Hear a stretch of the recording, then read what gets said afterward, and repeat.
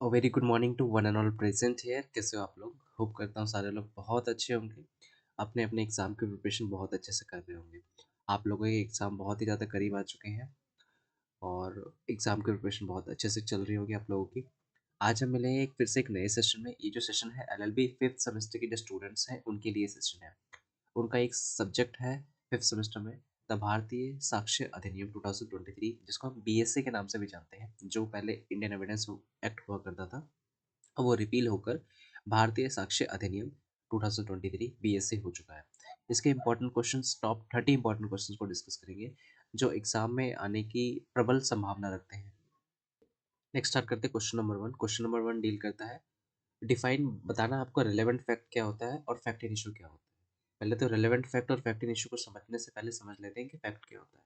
Fact का मतलब होता है कोई भी ऐसा तथ्य जो सच है, कोई भी ऐसी चीज़ जिसको आप अपने सेंसेस से फील कर पाते हो, सूंघ पाते हो, टच कर पाते हो, महसूस कर पाते हो, ठीक है? उसको क्या बोलते हैं हम? फैक्ट। या फिर आपको लगता है कि किसी भी पर्सन की मेंटल कंडीशन आप जान पाते हो कि सामने वाला पर्सन सैड है, गुस्सा है, उदास है, दुखी है, खुश है। ये सब क्या है? फैक्ट है। Section 21F of the Bharatiya Sakshya अधिनियम BSA 2023 डिफाइन करता है फैक्ट के बारे में। फैक्ट मतलब होता है एनीथिंग और state of thing in relation to capable of being perceived by the senses और any mental condition of any person. Example है कि राम ने देखा कि श्याम ने मोहन को डंडे से मारा। ये भी फैक्ट है। राम का इंटेंशन था क्या श्याम को मारने का? ये भी फैक्ट है, मेंटल कंडीशन। ठीक है, तो फैक्ट समझ आ गया। फैक्ट इन इशू क्या होता है कि कोई भी ऐसा फैक्ट है जिसको प्रूव करने के लिए, जो कि डिस्प्यूटेड फैक्ट है, एक्चुअल में वो फैक्ट है भी कि नहीं है, उसको प्रूव करने के लिए आप बिफोर द कोर्ट आए हो। कोर्ट में आने के बाद जो प्लेंटिफ है, जिसने प्लेंट फाइल किया है, वो अपने आप को प्रूफ करेगा कि प्रूफ करेगा अपने फैक्ट इश्यू को, जो भी उसकी प्रॉब्लम है, जो भी उसको डिस्प्यूट है, उसको वो प्रूव करने की कोशिश करेगा। और जो डिफेंडेंट है, अदर पार्टी है, वो उस फैक्ट को, उस डिस्प्यूट को डिनाई करने की कोशिश करेगा। यही होता है fact in issue. Fact in issue होता है एक ऐसा पॉइंट है या starting point of filing the plaint before the court, या पॉइंट ऑफ डिस्प्यूट जिसके लिए आप कोर्ट में आए हो, किस मोटिव के लिए कोर्ट में आए हो। 21G of the Bharatiya Sakshya अधिनियम BSA डिफाइन करता है फैक्ट इन इशू के बारे में। Fact in issue any fact from which the existence, non existence and nature and extent of any right and liability के बारे में पता चलता है। In simple terms fact in issue का मतलब होता है कि मेन डिस्प्यूटेड फैक्ट जिसके लिए आप कोर्ट में आए हो, उस फैक्ट डिस्प्यूटेड फैक्ट को सॉल्व करवाने के लिए कोर पॉइंट क्या है, प्लेंटिफ जो प्रूव करना चाहता है कोर्ट में, और डिफेंडेंट जो डिनाई कर रहा है उस पॉइंट को, उसी को बोलता है fact in issue. Civil case में सपोज ए ने केस फाइल किया बी के ऊपर कि बी क्या कर रहा है, बी ने ब्रीच ऑफ कॉन्ट्रैक्ट किया है। अब ब्रीच ऑफ कॉन्ट्रैक्ट बी ने किया है, तो पहले तो ये प्रूव होगा कि कॉन्ट्रैक्ट हुआ था या नहीं हुआ था। कॉन्ट्रैक्ट हुआ था, टर्म्स एंड कंडीशंस साइन हुई थी, उसके बाद बी ने उसको ब्रीच किया या नहीं किया, इसको प्रूव करना ही फैक्ट एंड इशू कहलाता है। एग्जाम्पल, क्रिमिनल केस में अगर कोई मर्डर केस है तो उसमें देखा जाएगा जो विक्टिम की डेथ हुई है, वो उसका जो रीज़न है वो अक्यूज ही रीज़न है, अक्यूज की वजह से ही डेथ हुई है। एंड जो एक्ट था वो इंटेंशनल था या नॉन अनइंटेंशनल था, ये भी चेक करेंगे। एक केस है state of Maharashtra versus Salman Salim Khan 2004। इस केस में कोर्ट ने एनालाइज किया कि फैक्ट इन इशू ये चेक किया कि एक्चुअली में जो कार ड्राइव कर रहे थे वो कौन था, सलमान सलीम खान थे या उनके कोई ड्राइवर उस कार को ड्राइव कर रहे थे। तो इसको प्रूव करने के लिए, ठीक है, डिस्प्यूट को प्रूव करने के लिए, यही क्या होता है फैक्ट इन इशू। जो आप इशू क्या है उस फैक्ट में। नेक्स्ट है what is the relevant fact. Section 3 of the BSA बताता है रिलेवेंट फैक्ट के बारे में। रिलेवेंट फैक्ट का मतलब होता है कि रिलेवेंट फैक्ट, पहली बात तो समझ लेते हैं, फैक्ट इन इशू नहीं है, डिस्प्यूटेड टॉपिक नहीं है। बट रिलेवेंट फैक्ट जो है फैक्ट इन इशू को या तो स्ट्रेंथन करता है या तो वीक करता है, या तो मजबूत करता है या उसको कमजोर बनाता है, या तो अप्रूव करता है या तो डिसअप्रूव करता है। रिलेवेंट फैक्ट की काम करता है। सपोज किसी के घर में चोरी हुई, रात के 2 बजे किसी के घर में चोरी हुई, सीसीटीवी कैमरास को चेक किया जाएगा, उसमें देखा जाएगा कि कुछ लोग रात के 2 बजे उस घर के बाहर से आ रहे थे और जा रहे थे। तो ये लोगों जो आ रहे थे, जा रहे थे उस घर के बाहर से जिस घर में चोरी हुई रात के 2 बजे, तो ये जो फैक्ट है ये जो तथ्य है, ये रेलेवेंट फैक्ट है। ये नहीं बताता, रेलेवेंट फैक्ट कभी भी फैक्ट इशू नहीं होता, फैक्ट नहीं होता है। रेलेवेंट फैक्ट कभी भी ये नहीं बताता कि डिस्प्यूटेड पॉइंट क्या है। रेलेवेंट फैक्ट हमेशा ये बताता है कि जो फैक्ट इन इशू है, जो डिस्प्यूटेड पॉइंट है, उसको या तो अप्रूव करता है या तो डिसअप्रूव करता है। अब जो लोग आ रहे थे, जा रहे थे, उनसे सवाल जवाब किया जाएगा, इंटरोगेशन किया जाएगा, उनसे पूछा जाएगा भाई क्या आपने किसी को देखा था, वो लोग दोषी नहीं माने जाएंगे। रेलेवेंट फैक्ट अप्रूव करता है मेन फैक्ट इन इशू को, या सॉरी, या तो डिसअप्रूव करता है मेन फैक्ट इन इशू को। Relevant fact is a fact that is connected to the main fact, main fact से कनेक्टेड है। चोरी हुई रात में, ये लोग आ रहे जा रहे थे, ये मेन फैक्ट से कनेक्टेड है। अब ये लोग बताएंगे कि एक्चुअल में हुआ है कि नहीं हुआ है, एंड हेल्प करता है कोर्ट को deciding the case. A relevant fact is not a main issue but help to prove और disapprove the fact in issue. Same difference देख लेते हैं दोनों में, fact and issue and relevant fact में। फैक्ट एंड इशू क्या होता है, मेन फैक्ट होता है अंडर द डिस्प्यूट जिसको हम सॉल्व करना है। Relevant fact fact and issue को सपोर्ट करता है या तो डिस्करेज करता है। Define fact and issue section 21 F of BSA define करता है। ये जो सेक्शन है ना, ये बीएसए वाला सेक्शन है, इनहेरिटेंस वाला सेक्शन नहीं है। Relevant fact section 3 of BSA define करता है। रेलेवेंट फैक्ट का रोल क्या होता है, form the basis for the case, case के लिए एक बेस तैयार करता है कि किस चीज़ के लिए केस फाइल करना है हमें। रेलेवेंट फैक्ट क्या होता है, sorry, fact in issue basis of for the case होता है। रेलेवेंट फैक्ट हेल्प करता है prove and disapprove of the fact in issue को। फैक्ट क्या है कि क्या ए ने बी का मर्डर किया है या नहीं किया है। और रेलेवेंट फैक्ट है कि ए was even buying a knife, A relevant fact बताता है कि ए ने चाकू खरीदा। ठीक है, ये रेलेवेंट फैक्ट है किस चीज़ के लिए, फैक्ट इन इशू के लिए। अब वो चाकू खरीदा, मारने के लिए चाकू खरीदा या किसी और पर्पस के लिए चाकू खरीदा, ये नहीं पता। क्वेश्चन नंबर सेकंड देख लेते हैं एक बार। हॉस्टाइल विटनेस क्या होता है, हॉस्टाइल विटनेस मतलब होता है एक, hostile witness is a person, hostile witness मतलब कोई ऐसा पर्सन, सपोज मैं एक एडवोकेट हूँ और मैंने एक विटनेस को बुलाया अपने लिए, ठीक है, वो मेरे मेरे फेवर में अपना जो भी टेस्टिमनी है वो देने वाला है। बट एंड टाइम पे जैसे ही वो कोर्ट में आता है, कोर्ट के सामने वो अगेंस्ट में कुछ बोलने लग जाता है, सामने वाले पार्टी जो अपोजिट पार्टी है उसके फेवर में कुछ बोलने लग जाता है। तो ऐसे कहते हैं ना कि एंड टाइम पे बदल जाना, वो वाली सिचुएशन है। कोई विटनेस है जो आपके फेवर में बोलने वाला था, अब वो आपके अगेंस्ट बोल रहा है, तो ऐसे विटनेस को बोलते हैं हॉस्टाइल विटनेस। Hostile witness एक person who appear in the court as a witness for the one party but during the testimony statement के टाइम पे he act contrary to the interest of the dead party, जिस party के लिए वो बोलने वाला था उसके अगेंस्ट में बोलना स्टार्ट कर देता है। उस केस में जो एडवोकेट है कोर्ट से परमिशन लेता है कि कोर्ट माय लॉर्ड प्लीज इसको आप हॉस्टाइल विटनेस डिक्लेयर कर दीजिए।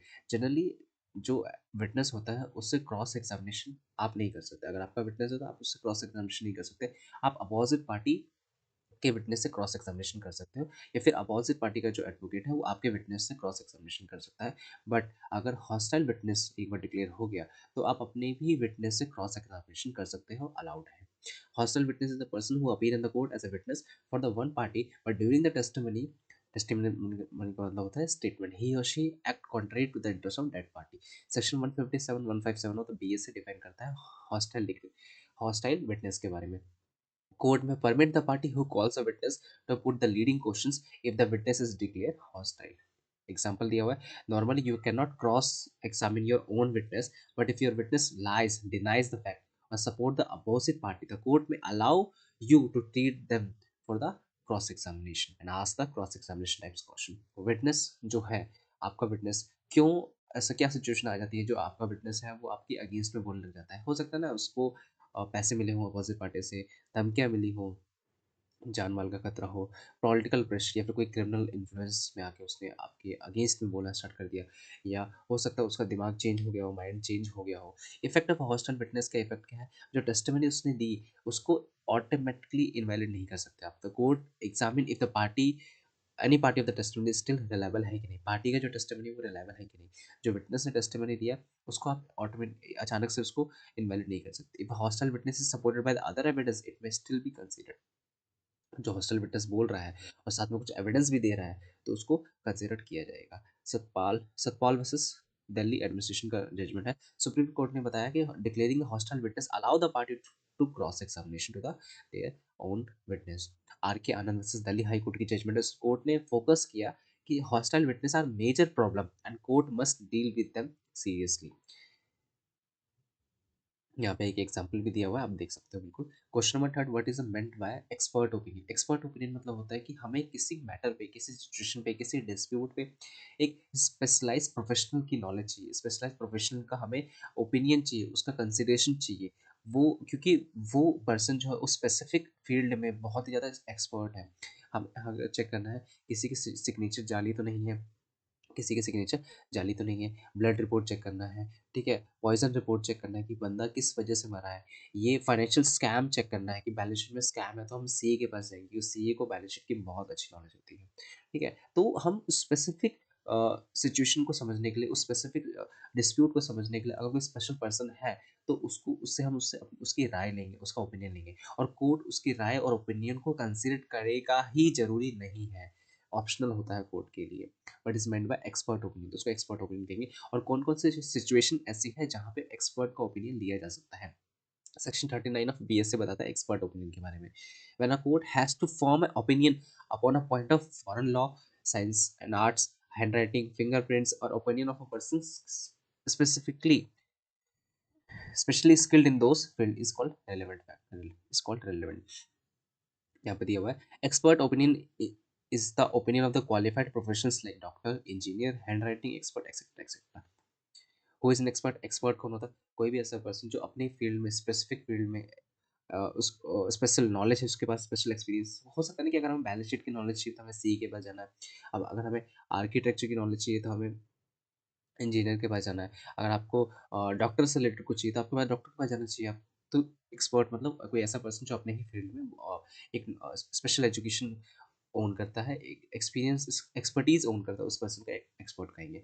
एग्जांपल दिया हुआ है यहाँ पर, फॉरेन कोई डॉक्टर हो सकता है, फॉरेंसिक डॉक्टर हो सकता है, हैंड राइटिंग एक्सपर्ट्स हो सकते हैं, बैलिस्टिक एक्सपर्ट्स हो सकते हैं जिनको वेपन्स की नॉलेज होती है, इंजीनियर्स एंड आर्किटेक्ट्स हो सकते हैं कंस्ट्रक्शन डिफेक्ट्स के लिए। Who is an expert? Sorry, when is expert opinion is relevant? कब एक्सपर्ट का जो ओपिनियन है वो रेलेवेंट होता है? Issue involve the technical and scientific knowledge का इशू। कोई पर्सन है जो जिसकी डेथ हो गई, अब उसको हमें जानना है कि उस पर्सन, किसी पर्सन की डेथ हो गई है, अब वो डेथ किस रीज़न से हुई है, जहर खाने से हुई है क्या कोई और रीज़न है, तो हमें उस केस में साइंटिफिक नॉलेज, कोई पर्सन है जिसके पास साइंटिफिक नॉलेज है उसका हेल्प लगेगा, उसका ओपिनियन लगेगा। अगर कोई हैंड राइटिंग या सिग्नेचर का डिस्प्यूट है तो कोई ऐसा ऐसा पर्सन जो कंपेयर करके बता दे कि कौन सा सिग्नेचर या फिर कौन सी राइटिंग है वो ओरिजिनल है या फिर फेक है। मेडिकल ओपिनियन रिक्वायर्ड है, वो कोई पर्सन है जो जो इंजर्ड हुआ है, कॉज ऑफ वेपन, अब वो वेपन कब लगा है, कौन सा वेपन यूज़ किया गया है, ठीक है, कितने फोर्स से मारा गया है, सीआईडी वगैरह में देखा है ना, तो डॉक्टर सालू की। हम्म, तो DNA, fingerprint, blood test evidence required के लिए आपको एक स्पेशल नॉलेज, स्पेशल पर्सन की जरूरत होगी जिसके पास स्पेशल नॉलेज है। केस लो state of Himachal Pradesh versus Jailal and others. Supreme court ने बताया expert evidence is only advisory in nature, advisory in nature है, कोर्ट मानेगा ही, जरूरी नहीं है उस चीज को। Murari versus state of MP, expert opinion is not conclusive, conclusive proof नहीं है। एक एक्सपर्ट ने जो ओपिनियन दे दिया कि हाँ इस पर्सन का जो मर्डर है जो है पॉइजन से ही हुआ है और इसको इसी ने पॉइजन दिया है, जेल भेज दी जाए, ऐसा कंक्लूसिव प्रूफ नहीं है, ये एक ओपिनियन है। कोर्ट उस ओपिनियन को रेफर कर सकता है, नहीं भी कर सकता है।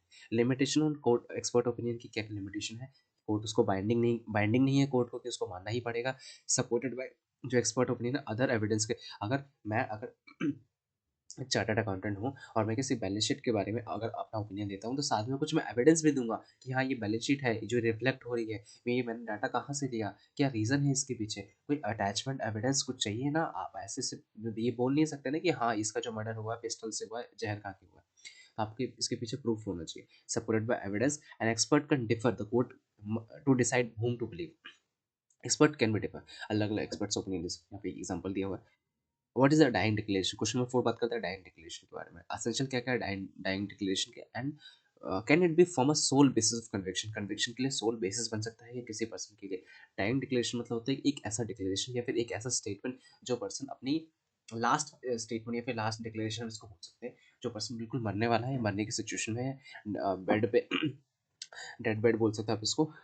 आपने मूवीज़ वगैरह में देखा होगा कि एक पर्सन है जिसको गोली लगती है, गोली लगने के बाद वो बहुत देर, मतलब गोली लगने के 1-2 मिनट बाद मरता है। उससे पहले वो बहुत सारी अपनी वार्तालाप कर रहा होता है अपने चाहने वालों से, कह रहा होता है कि मेरे को इसने गोली मारी है, इससे बदला लेना है, मैंने कुछ पैसे यहाँ पे छुपा के रखे हुए हैं, ठीक है? और मैंने तुम्हारे लिए बहुत कुछ बना के रखा हुआ है, वो सँभाल के रखना।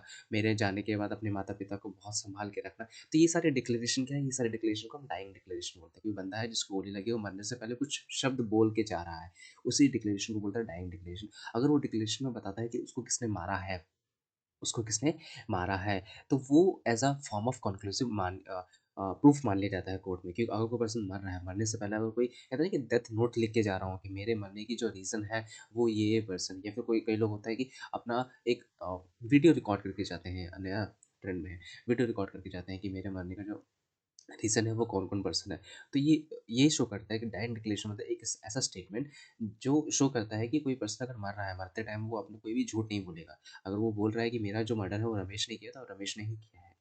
डायरेक्ट डिक्लेरेशन एक स्ट्रॉन्ग स्टेटमेंट होता है किसी पर्सन को गिल्टी साबित करने के लिए। Statement made by person section 26 of the BSA define करता है डायरेक्ट डिक्लेरेशन के बारे में। एक ऐसा statement made by the cause of his death, person as to cause of his death as to any of the circumstances which result in his death. ठीक है? कोई भी ऐसी सर्कमस्टांस जिसको जिससे जिससे उसकी डेथ होने वाली है, ऐसा कोई भी statement which cause that person's death comes when the questions are relevant. Direct declaration is the last statement made by the person before death and about how and by whom, कैसे और किसने, ठीक है, उसको नुकसान पहुंचाया या फिर उसको मारा मारा गया। It is admitted in as evidence on the belief that a person who is about to die would not lie, वो पर्सन झूठ नहीं बोलेगा। Why the direct declaration is exception to the hearsay rule. Generally क्या होता है, hearsay rule सुनी सुनाई बातों को कोर्ट एक्सेप्ट नहीं करता है कि ये तो सुनी सुनाई बात है, इसका कोई रेलेवेंस नहीं है, इसका कोई प्रूफ नहीं है। But direct declaration is the exception of the hearsay rule. Direct declaration ये बोलता है कि अगर सुनी सुनाई बात है तो भी हम उसको मान लेंगे डायरेक्ट डिक्लेरेशन के केस में। Normally hearsay evidence is not admissible before the court, but a direct declaration are the exception because the maker is no longer available to justify to verify the statement. जो उसने बोला है वो available नहीं है, and it is presumed that dying person must speak the truth. Essential of the valid direct declaration के लिए क्या क्या एसेंशियल है? जो पर्सन जिसने डायरेक्ट डिक्लेरेशन दिया वो person must be dead, only they can be declaration use. वो पर्सन मर चुका उसके बाद उसका डिक्लेरेशन यूज किया जाएगा। एंड स्टेटमेंट अगर वो पर्सन जिंदा है तो उसका डायरेक्ट पहली बात है वो डायरेक्ट डिक्लेरेशन हुआ नहीं, और जिंदा है डायरेक्ट डिक्लेरेशन ही नहीं हुआ तो उसको कंसिडर नहीं किया जाएगा, फिर इन्वेस्टिगेशन होगा। And statement must relate to the cause and circumstances of the fact. जो स्टेटमेंट वो दे रहा है वो कॉज एंड सर्कमस्टांसेस से होना चाहिए, ये नहीं कि मरते टाइम वो कुछ और बोल गया, अपने मरने की बात नहीं बोल गया, तो उसको हम कंसिडर नहीं करेंगे। A person must be a sound mental condition, जिस टाइम वो मर रहा था वो पर्सन साउंड मेंटल कंडीशन में होना चाहिए। एंड मस्ट बी वॉलंटरी, उस ऑब्वियस सी बात है ना यार, उस टाइम उससे कौन अंडर इन्फ्लुएंस फ्रॉड फॉर्जरी करके डिक्लेरेशन ले रहा होगा।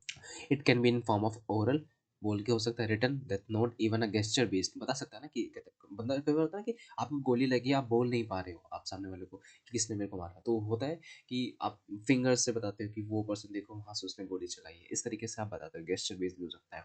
रिकॉर्डेड बाय द पर्सन हो सकता है, can be recorded by any person. जो डायरेक्ट डिक्लेरेशन है मजिस्ट्रेट उसको रिकॉर्ड करते हैं, मजिस्ट्रेट के लेवल का जो ऑफिसर होता है, even a police officer, doctor can be record. Form of direct declaration written statement में हो सकता है, डेथ नोट एक बेस्ट एग्जांपल इसका। ओरल डिक्लेरेशन हो सकता है, गेस्चर और साइन लैंग्वेज की फॉर्म में हो सकता है।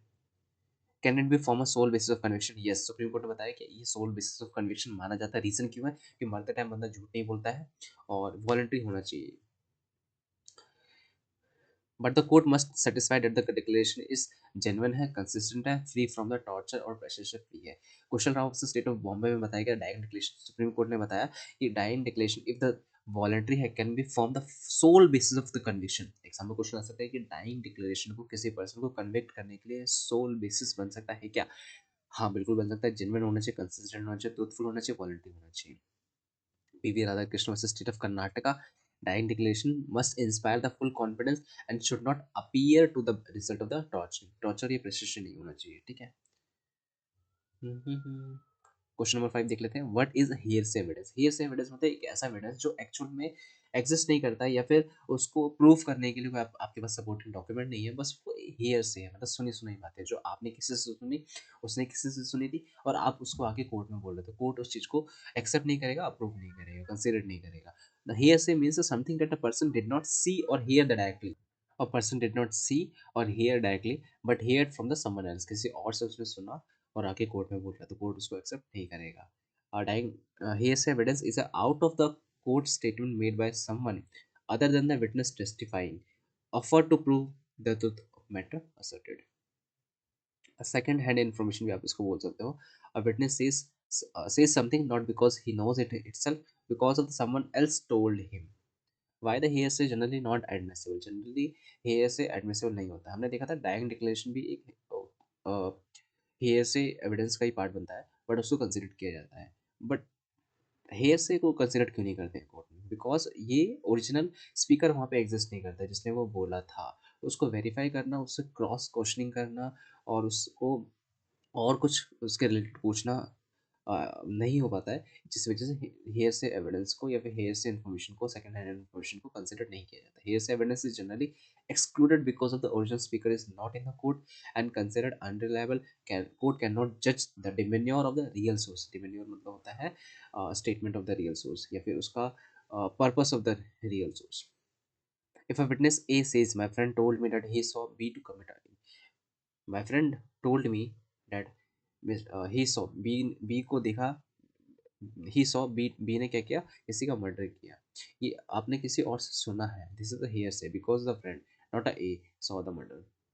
एक्सेप्शन क्या है, कहाँ कहाँ पे जो हेयर से एविडेंस है उसको कंसिडर किया जाएगा, और अगर वो हेयर से एविडेंस भी है तो भी उसको कोर्ट में कंसिडर किया जाएगा।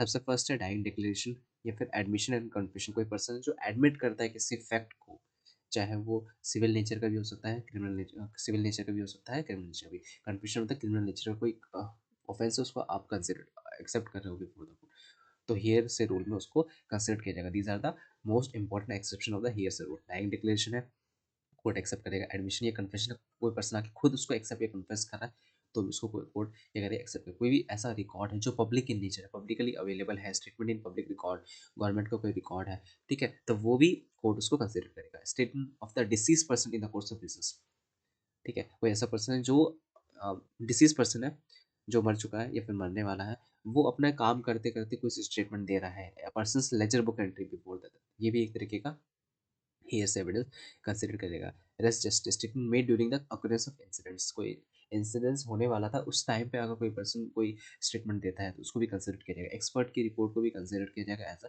hearsay evidence। Statement in the previous proceeding में कोई स्टेटमेंट दी थी सेम केस में, ठीक है, if witness is now unavailable, अभी अवेलेबल नहीं है, तो उसको भी कंसिडर किया जाएगा। टेम्पर आर प्रीवी काउंसिल फॉरन की जजमेंट है। Focus that the hearsay evidence is not a legal evidence unless the covered by the exception. अगर इन एक्सेप्शंस में वो कवर्ड होता है तो हियर्स एविडेंस को उसको लीगल एविडेंस कंसिडर किया जाएगा। Difference between the admission and confession में डिफरेंस बताना है। नेक्स्ट क्वेश्चन है डिफरेंस बताना है एडमिशन एंड कन्फेशन में। सेक्शन 15 बात करता है एडमिशन के बारे में। Section 15 of BSA deals with the admission of the case. Admission मतलब होता है कोई भी ऐसा स्टेटमेंट जो ओरल में भी हो सकता है और रिटन में भी हो सकता है, ओरल और रिटन दोनों में हो सकता है, जिसमें आप किसी भी ऑफेंस के बारे में या किसी भी फैक्ट को आप उसको एडमिट करते हो अपने अगेंस्ट में। कोई भी ऐसा स्टेटमेंट जो ओरल या रिटन में हो सकता है जो आपके अगेंस्ट में, उसको आप एडमिट करते हो, एक्सेप्ट करते हो। सिविल नेचर का भी हो सकता है और क्रिमिनल नेचर का भी हो सकता है बिफोर द कोर्ट, उसी को बोलते हैं admission. Admission is a statement oral documentary which suggest any inference as to any fact in issue। कोई भी ऐसा फैक्ट इन इशू या फिर रेलेवेंट फैक्ट जिसको आप एक्सेप्ट करो, which is made by any of the person mentioned under section 18 and 20। Admission एक volunteer statement है made by party to a case acknowledging a fact that is against the interest, उसके interest के against में वो fact है। कोई ऐसा fact in issue या फिर रेलेवेंट फैक्ट है जिसको आप एक्सेप्ट कर रहे हो, ओरल और रिटन हो सकता है, क्रिमिनल सिविल नेचर का हो सकता है, आपके अगेंस्ट में, उसे कहते हैं एडमिशन। सपोज ए ने ए सिविल सूट में बोलता है कि yes I have borrowed 10,000 from the B, this is an admission. Confession क्या होता है? कन्फेशन मतलब होता है किसी भी चीज़ को आप डिनाई नहीं कर रहे हो, एक्सेप्ट कर रहे हो, क्रिमिनल केस में होता है हमेशा। कन्फेशन जो होता है क्रिमिनल केस में होता है। कन्फेशन में आप कन्फेस करते हो। कन्फेशन मतलब यही होता है कि एडमिट करना अपने अगेंस्ट में कोई स्टेटमेंट कि आपने कोई क्रिमिनल कोई भी ऐसा काम किया जो क्रिमिनल नेचर है। confession is not defined, act में डिफाइन नहीं किया, but as per the judicial interpretation confession is a type of admission made by accuse specifically admitting the guilt of crime. Example दिया हुआ है, मैं एडमिट करता हूँ कि I step X to death with a knife, this is called confession. एक general statement होता है, एडमिशन का मतलब होता है स्पेशल टाइप ऑफ एडमिशन होता है इन द क्रिमिनल केसेस। ये एडमिशन जो है सिविल और क्रिमिनल मैटर में हो सकता है, कन्फेशन हमेशा क्रिमिनल मैटर में होता है। ये may not be admit the guilt, इसमें आप गिल्ट को एडमिट कर भी सकते हो, नहीं भी कर सकते, इसमें आप क्लियरली एडमिट करते हो गिल्ट को। एडमिशन में आप बता भी सकते हो कि नहीं मैं इस चीज़ को कंसिडर नहीं करता हूँ, आप इसको डिनाई भी कर सकते हो। सेक्शन 15 ऑफ एविडेंस एक्ट, ये सेक्शन जो है BSA का सेक्शन ये 15 वाला। रिट्रैक्शन में वीकेंड इट्स वैल्यू। रिट्रैक्शन क्या होता है? रिट्रैक्शन मतलब होता है कि आप बाद में आपने आपने जो एडमिट किया आप उसको डिनाई करते हो, एक्सेप्ट नहीं करते हो। एडमिशन या तो आप बिफोर द मजिस्ट्रेट एडमिट करोगे, या मजिस्ट्रेट वहाँ पे प्रेजेंट नहीं तो भी एडमिट कर सकते हो before the police officer. Retraction मतलब होता है जो आपने एडमिट किया आप उससे डिनाई कर रहे हो, तो वही वही लिखा हुआ है रिट्रैक्शन मतलब may weakened its value and retraction must be examine careful. Retraction अगर आप डिनाई कर रहे हो तो उसको एग्जामिन किया जाएगा केयरफुल। टाइप्स ऑफ कन्फेशन में जुडिशियल कन्फेशन है बिफोर द मजिस्ट्रेट, आप कन्फेस कर रहे हो, एडमिट कर रहे हो, उसे कहते हैं judicial confession. Extra judicial confession होता है given somewhere other than the magistrate के अलावा। रिट्रैक्टेड कन्फेशन होता है confession taken back by the accuse later. यहाँ पे केस लॉज दिए हुए हैं, आप देख सकते हैं बिल्कुल। क्वेश्चन नंबर 7 देख लेते हैं एक बार। What is secondary evidence and when is it admissible? Secondary evidence मतलब होता है सेकंड हैंड एविडेंस बोल सकते हो, या फिर टू कॉपी एविडेंस बोल सकते हो, जो ओरिजिनल एविडेंस नहीं, अगर आपके पास अवेलेबल नहीं है तो आप उस ओरिजिनल एविडेंस का फोटोकॉपी या फिर उसका कोई प्रिंट या फिर उसके जैसा ही कुछ आप शो कर सकते हो बिफोर द कोर्ट, उसी को बोलते हैं secondary evidence. Evidence play a very important की role in solving the dispute. Evidence may be from in primary evidence or secondary evidence. Primary evidence are the original evidence. Section 50 of the BSA बताता है secondary evidence के बारे में। Secondary evidence मतलब हो सकता है कोई सर्टिफाइड कॉपी, कोई ऐसी कॉपी है जो कि सर्टिफाइड कॉपी, ओरिजिनल आपके पास अवेलेबल नहीं है, आप उस ओरिजिनल का फोटोकॉपी लेके आ रहे हो और उसको सर्टिफाई करवा रहे हो कोर्ट से। ठीक है, सपोज आप NCLT गए, नेशनल कंपनी लॉ ट्राइब्यूनल, वहाँ से आप उनका कोई ऑर्डर लेके आए हो, ऑर्डर को आप उसको सर्टिफाई करवा के ला रहे हो, सेकेंड हैंड कॉपी को आपने वहाँ से सर्टिफाई करवा लिया, अब क्योंकि आपके पास original copy of order available नहीं है। Certified copy, copies made from the original by the mechanical process, copies made from or compared with the original oral accounts, these are the secondary evidence. यहाँ पे example भी दिए हैं secondary evidence की। कोई photocopy या सेल डीड है, आपके पास ओरिजिनल अवेलेबल नहीं है, before the court photocopy submit कर सकते हो। टाइप या फिर हैंड रिटन कॉपी है ओरिजिनल डॉक्यूमेंट का। कार्बन कॉपी है, होता है ना कि एक ओरिजिनल बनता है उसके साथ साथ कार्बन कॉपी बनती है। Certified copy of the public record, ये सारे क्या एविडेंस है सेकेंडरी एविडेंस के। Secondary evidence is a substitute for the original documents and it is allowed only when the original cannot be produced। Original अगर available नहीं है या फिर ऐसी सिचुएशन में जहाँ से आप ओरिजिनल को ला नहीं सकते तो आप सेकेंडरी एविडेंस को प्रोड्यूस कर सकते हो। What is the primary evidence? Primary evidence before go further we important. Primary evidence 62 of the BSA बताता है प्राइमरी एविडेंस मतलब जो कि ओरिजिनल डॉक्यूमेंट है अपने आप में। 10th की मार्कशीट जो आपको स्कूल से मिली वो प्राइमरी एविडेंस, आपने उसकी फोटोकॉपी करवाई वो सेकेंडरी एविडेंस है। When is secondary evidence admissible? Secondary जो एविडेंस है ये इन्फॉर्मेशन उसको कब एडमिसिबल किया जाएगा बिफोर द कोर्ट? जब आपका प्राइमरी एविडेंस अवेलेबल नहीं है, ठीक है, ओरिजिनल जो है वो लॉस्ट हो गया या डिस्ट्रॉय हो गया। If the original is lost और डिस्पाइट ऑफ द प्रॉपर सच नहीं मिल रहा तो आप सेकेंड एविडेंस सबमिट कर सकते हो।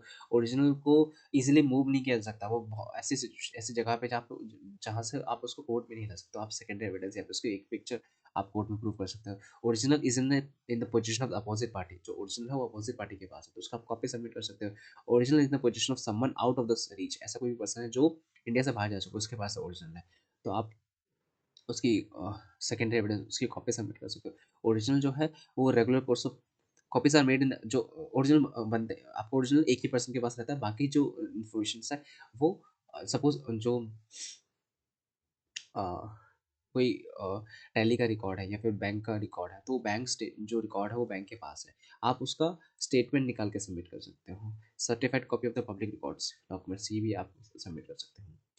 Kalia versus state of MP, तो सुप्रीम कोर्ट ने बताया original document is not produced when the original document is not produced the court is satisfied with the explanation for the non production. आपको अगर आप secondary evidence produce कर रहे हो तो आपको प्राइमरी एविडेंस आपके पास नहीं है उसका आपको रीजन भी बताना है। अगर कोर्ट सेटिस्फाई होता है reason for the producing the secondary evidence then you may proceed now. What is the burden of proof and on whom does it lie in the civil और क्रिमिनल केसेस बताना है आपको। Burden of proof क्या होता है? Burden of proof मतलब होता है बर्डन ऑफ प्रूविंग समथिंग। अगर आपको relevant next question number 8, what is burden of proof? In every legal case someone has to prove the fact, this responsibility is called burden of proof. हर एक case में एक party होती है जिसको अपना सिविल केस में प्लेंटिफ होता है, डिफेंडेंट होता है। प्लेंटिफ प्लेंट फाइल करता है, डिफेंडेंट उस प्लेंट को डिफेंड करता है या डिनाई करता है। प्लेंटिफ अपना फैक्ट एंड इशू को प्रेजेंट करेगा, उसको प्रूव करने की कोशिश करेगा। तो सिविल केस में क्या होता है? प्लेंटिफ के ऊपर बर्डन ऑफ प्रूफ होता है अपने उस फैक्ट को प्रूव करने का। तो बर्डन ऑफ प्रूफ होता है एक ऐसा प्रूफ जो पार्टी के ऊपर था अपने फैक्ट को प्रूव करने के लिए before the court. Section 104 of the BSA बताता है बर्डन ऑफ प्रूफ के बारे में। Whoever desire any court to give the judgment as to any legal right, अपना लीगल राइट या लायबिलिटी को प्रूव करना चाहता है, dependent on the existence of the fact he assert must prove those fact, अपने उस फैक्ट को prove करेगा, उसी पर्सन को बोलेंगे burden of proof. Burden of proof is the duty to prove the fact at one claim in the court, जो court में अपने राइट या लाइबिलिटी को क्लेम करना चाहता है। Types of burden, legal burden हो सकता है responsibility to prove the case as per the law, law के बेसिस पे। अगर सपोज अगर प्लेंटिफ है जिसने प्लेंट फाइल किया है तो लॉ के बेसिस उसके पास बर्डन ऑफ प्रूफ आ जाता है कि वो बर्डन ऑफ प्रूफ आ जाता है कि वो अपने अपना जो फैक्ट इन इशू है उसको आप बिफोर द कोर्ट प्रूव करेगा। एविडेंशियल बर्डन, जो भी उसका फैक्ट इन इशू उसको एविडेंस के बेसिस पे उसको प्रूव करे उसको, और अपने बर्डन ऑफ प्रूफ को या फिर फैक्ट इन इशू को स्ट्रेंथन करेगा। और whom does the burden of proof lies? Civil case में दो पार्टी होती है, एक प्लेंटिफ होता है, डिपेंडेंट होता है। प्लेंटिफ के ऊपर बर्डन ऑफ प्रूफ होता है कि वो जो उसने केस फाइल किया है, burden lies on the person who file the case, the plaintiff. Suppose A ने केस फाइल किया बी से कि मेरे को बी से 50,000 रुपए की रिकवरी चाहिए, तो बी ए के ऊपर बर्डन है कि वो प्रूव करेगा कि उसने बी को पैसे दिए थे, बी ने बोरो किया था और उसने डिफॉल्ट किया, बी मेरे को पैसे नहीं दे रहा। तो बर्डन ऑफ प्रूफ किसके पास ऊपर आ जाता है? ए के ऊपर आ जाता है, प्लेंटिफ के ऊपर आता है। सेक्शन 102 101 से 103 अप्लाई होता है इसके ऊपर। क्रिमिनल केस में प्रोसिक्यूशन के ऊपर जो प्रोसिक्यूशन होता है उसके ऊपर बर्डन ऑफ प्रूफ आ जाता है। Accuse is presume to be innocent, जो अक्यूज है उसको इनोसेंट प्रिज्यूम किया जाता है until guilty. Under section sorry article 23 के बेसिस पे prosecution must prove the guilty beyond the reasonable doubt. Criminal case में आपको जो अक्यूज है उसको बियॉन्ड द रीजनेबल डाउट आपको उसको गिल्टी प्रूव करना होता है। बट इन सब एक्सेप्शंस भी हैं जहाँ पे जो डिफेंडेंट है उसको गिल्टी प्रूफ उसको अपने आप को फैक्ट इशू को प्रूव करना होता है। जनरली क्या होता है जो प्लेंटिफ है वो प्लेन फाइल जो करता है उसको ही बर्डन ऑफ प्रूफ है उसके ऊपर होता है फैक्ट एंड इशू को प्रूव करने के लिए। बट कुछ एक्सेप्शंस हैं like NDPS act, prevention of corruption act. इस केस में अगर किसी पर्सन के ऊपर इल्जाम लगाया गया तो वो पर्सन अपने आप को प्रूव करेगा। नेक्स्ट क्वेश्चन देख लेते हैं, question number 10 which deals with what is estoppel, क्या होता है। एस्टोपल हमने एलएलबी फर्स्ट सेमेस्टर में इंडियन कॉन्ट्रैक्ट एक्ट में भी देखा एस्टोपल क्या होता है, पार्टनरशिप एक्ट में भी देखा हुआ है estoppel, partner by estoppel. BSA में देख लेते हैं, section 121 deals with the estoppel के बारे में बात करता है। एस्टोपल का मतलब होता है कि व्हेन वन पर्सन, एक पर्सन अपने एक्ट के थ्रू, ओरल रिटर्न या फिर गेस्चर्स के थ्रू, साइलेंस के थ्रू ये शो करता है या कोई बिलीव करता है, बिलीव दिलाता है सामने वाला पर्सन को, और वो सामने वाला जो पर्सन है उस बिलीव के बेसिस पे कोई एक्ट या फिर कंडक्ट कर लेता है, और तो उस कंडक्ट के लिए मैं भी लायबल होऊंगा अगर मैंने कोई बिलीव दिलाया तो बाद में मैं उस कंडक्ट के लिए फिर उस प्रॉमिस के लिए मैं डिनाई नहीं कर सकता। इसी को बोलते हैं प्रिंसिपल ऑफ एस्टोपल। बेसिकली ये प्रिंसिपल है। व्हेन वन पर्सन हैज, देख लेते हैं क्या लिखा हुआ section 121 deals of BSA deals with estoppel के बारे में डील्स करता है। When one person by his declaration, अपने डिक्लेरेशन के थ्रू, एक्ट के थ्रू, ओमिशन के थ्रू इंटेंशनली कॉज्ड और permitted another person to believe. Suppose मैं एक वॉच की शॉप पे गया वॉच खरीदने के लिए, मैं वॉच देख ही रहा था वहाँ पे कि मेरा एक फ्रेंड आया साथ में और उसने कहा कि क्या बात है आपने ये दुकान खरीद ली, ये आपकी ही दुकान है। मैंने ऐसा प्रिटेंड किया, मैंने उसको दिखाया, शो किया कि हाँ ये मेरी ही दुकान है और मेरी ये वॉच की दुकान है, नई दुकान खोली है मैंने, आपको कोई वॉच चाहिए तो आप ले सकते हो। मेरे इस बिलीव पे, मेरे इस एक्ट पे इंटेंशनली या फिर अनइंटेंशनली मेरे इस एक्ट पे उसने बिलीव कर लिया, और बिलीव करने के बाद उसने भी उस दुकान से एक वॉच परचेज़ कर ली। बाद में अगर उस वॉच अगर डैमेज होती है या नुकसान होता है, तो मैंने जो प्रिटेंड किया था, मैंने जो शो किया था उस एक्ट के लिए, उस कंडक्ट के लिए मैं लायबल रहूँगा। वो बाद में अगर मेरा दोस्त जो वॉच लेके गया था जिसकी वो वॉच डैमेज हो गई थी, वो अगर केस फाइल करना चाहता है तो शॉप ओनर पे भी कर सकता है, मेरे ऊपर भी कर सकता है। इसी को कहते हैं एस्टोपल। ठीक है? Any act or omission intentionally or caused or permitted another person to believe a thing to be true, ठीक है, और टू एक्ट ऑफ सच बाद में मैं उसको डिनाई नहीं कर सकता उस प्रॉमिस को। एंड नीदर ही और नॉट हिज रिप्रेजेंटेटिव, ना तो मैं ना तो मेरा representative shall allowed to be deny. ठीक है, neither he nor his representative allowed to be deny करना अलाउड नहीं होगा। ठीक है, in any suit proceeding between himself और सच पर्सन, हिमसेल्फ और such person. In simple words लिखा हुआ है stop means a person can not deny what they previously said और did if another person, another person मतलब मेरा friend जिसने believe कर लिया था मेरे कंडक्ट के ऊपर, मेरे एक्ट के ऊपर। It is a principle of honesty and fairness का प्रिंसिपल है, ताकि ऑनेस्टी एंड फेयरनेस बना रहे। सामने वाला पर्सन जिसने जिसने अपना एक स्टैंड बनाया था, मैंने एक अपना स्टैंड बनाया था कि मैं शॉप का ओनर हूँ, मैं अपना स्टैंड चेंज नहीं कर सकता बाद में। एलिमेंट्स देख लेते हैं, अगर आपको एस्टोपल को प्रूव करना है बिफोर द कोर्ट, क्या-क्या एलिमेंट है? एक क्लियर रिप्रेजेंटेशन होना चाहिए by the words, by the conduct, by the silence. Silence के थ्रू भी रिप्रेजेंटेशन हो सकता है। सपोज़ वो मेरा दोस्त फ्रेंड्स आया और उसने बोला कि क्या आपने नई दुकान खोल ली है? मैंने कुछ नहीं बोला, मैं साइलेंट था, मेरी ड्यूटी थी बोलना। Silent is not always amount to acceptance, but इस if it is your silence, if it is your duty to speak, then it's amount to acceptance. Indian contract act में हमने पढ़ा हुआ है। आपकी ड्यूटी थी, आपको बताना चाहिए था कि नहीं ये मेरी दुकान नहीं है, बट आप साइलेंस रहे। उस साइलेंस पे उस आपके फ्रेंड ने उसको एक्सेप्टेंस समझा और उसके बेसिस पे उसने वॉच परचेज कर ली। क्लियर रिप्रेजेंटेशन होना चाहिए। अनदर पर्सन ने उस रिप्रेजेंटेशन के बेसिस पे बिलीव कर लिया है and the believing person acted upon it. उन्होंने उस बिलीव पे उस कोई एक्ट किया है and the cause change in the position और लॉ, जिसकी वजह से कोई चेंज इन पोजीशन हो या फिर लॉस हुआ है। Now the first person wants to deny the earlier statement, नहीं कर सकते बिल्कुल। टाइप्स ऑफ एस्टोपल देख लेते हैं, यहाँ पे पॉइंटर्स में लिखा हुआ है, डिटेल में भी देखेंगे एक बार। एस्टोपल बाय कंडक्ट मतलब होता है कि मैंने कुछ करके दिखाया जिसकी वजह से आप प्रभावित हुए। साइलेंस में शांत था, मेरे को बोलने ड्यूटी बनती थी। एस्टोपल प्रॉमिस, मैंने प्रॉमिस किया था कि मैं ऐसा करके दूंगा, बट मैंने बाद में डिनाई किया। जनरली गवर्नमेंट की केस में एप्लीकेबल होता है। Estoppel against the tenant, tenant या फिर लाइसेंस। टेनेंट या फिर लाइसेंस, सपोज मैंने किसी को फ्लैट किराए पे दिया और अगर मैंने किराए पे देने के टाइम में टेनेंट को मैंने किराए पे दिया और हमारा जो टेनेंसी एग्रीमेंट था वो हो गया। बाद में टेनेंट जो है वो ये नहीं कह सकता, भले ही मेरा जो टाइटल था वो लीगल था, वैलिड था या नहीं था, उससे मतलब नहीं। मैंने अगर उसको एक और किराए पे दे दी लैंड को या उस फ्लैट को किराए पे देने के टाइम पे, भले ही मेरा जो टाइटल था वो वैलिड था या नहीं था, बाद में इस पॉइंट से रिलेटेड डिस्प्यूट नहीं हो सकता। सेक्शन 122 यही बोलता है कि tenant can not deny the landlord's title. Estoppel by record arise from the judgment, या लीगल प्रोसीडिंग से अराइज होता है। एग्जाम्पल देख लेते हैं। एग्जाम्पल नंबर 1 है एस्टेबल बाय द कंडक्ट। मैंने किसी कंडक्ट के थ्रू मैंने दिखाया, सपोज ए ने क्लेम किया कि ये जो प्रॉपर्टी है मेरी है। मैंने क्लेम किया कि ये जो प्रॉपर्टी है 1000 गज की प्रॉपर्टी है, 1000 यार्ड की प्रॉपर्टी ये मेरी है, और मैंने वो प्रॉपर्टी किसी को सेल कर दिया। मैंने उसको प्रेटेंड किया, मिस्टर बी को प्रेटेंड किया ये प्रॉपर्टी 1000 यार्ड्स की, दिस इज माइन प्रॉपर्टी, और मैंने उस प्रेटेंशिएशन के बेसिस मैंने वो प्रॉपर्टी उसको सोल्ड कर दी। बाद में अगर कुछ लॉस होता है, उसका टाइटल वैलिड नहीं होता है, तो मैं जो है उस लाइबिलिटी से स्केप नहीं हो सकता हूँ। एग्जाम्पल 2 है प्रोमिसरी एस्टॉपल। प्रोमिसरी एस्टॉपल ये है कि गवर्नमेंट ने कहा कि आपको क्या करना है, जो रूरल एरिया है वहाँ पे फैक्ट्री सेटअप करो, वहाँ पे अपना इंडस्ट्रियल प्लांट वगैरह सेटअप करो, हम आपको सब्सिडीज देंगे, जो भी आपका कॉस्ट होगा उस कॉस्ट में से कुछ अमाउंट हम आपको रिकवर करके रिफंड करके दे देंगे। तो मैंने भी वही किया, मैंने एक कंपनी सेटअप की, एक plant and machinery rural area में जहाँ पे गवर्नमेंट ने कहा था वहाँ पे सेटअप किया, और मैंने प्रोडक्शन की जो भी कॉस्ट था सब्सिडी लेने गवर्नमेंट के पास किया। पता चला गवर्नमेंट ने जो स्कीम थी उसको विड्रॉ कर लिया। This was the promissory estoppel. आप ऐसा नहीं कर सकते, गवर्नमेंट ऐसा नहीं कर सकते, government is stop from going back from promise. इस लोग देख लेते हैं पीसी राय वर्सेस डीएन भट्टा। इसमें बताया गया था कि जिसने रिप्रेजेंटेशन दिया एंड रिप्रेजेंटेशन की बेसिस से किसी और ने एक्ट कर लिया, उस वो जिसने रिप्रेजेंटेशन दिया वो पर्सन डिनाई नहीं कर सकता उसको future. Motilal Padmavat sugar mills company limited versus state of UP में ये भी बताया गया था कि प्रोमिसरी एस्टॉपल गवर्नमेंट के केस में एप्लीकेबल होता है। BL Sridhar versus K M Muni Reddy, इसमें ये बताया गया था I am really sorry, court said the estoppel prevent करता है। एस्टोपल का मेन प्रिंसिपल का यही है कि जो पर्सन पहले एक्ट कर चुका है वो अपने स्टैंड से डिनाई ना करे। जो स्टार्टिंग में उसने स्टैंड लिया था, जो बताया था, जो प्रेटेंड किया था, उससे आप उससे डिनाई ना करो।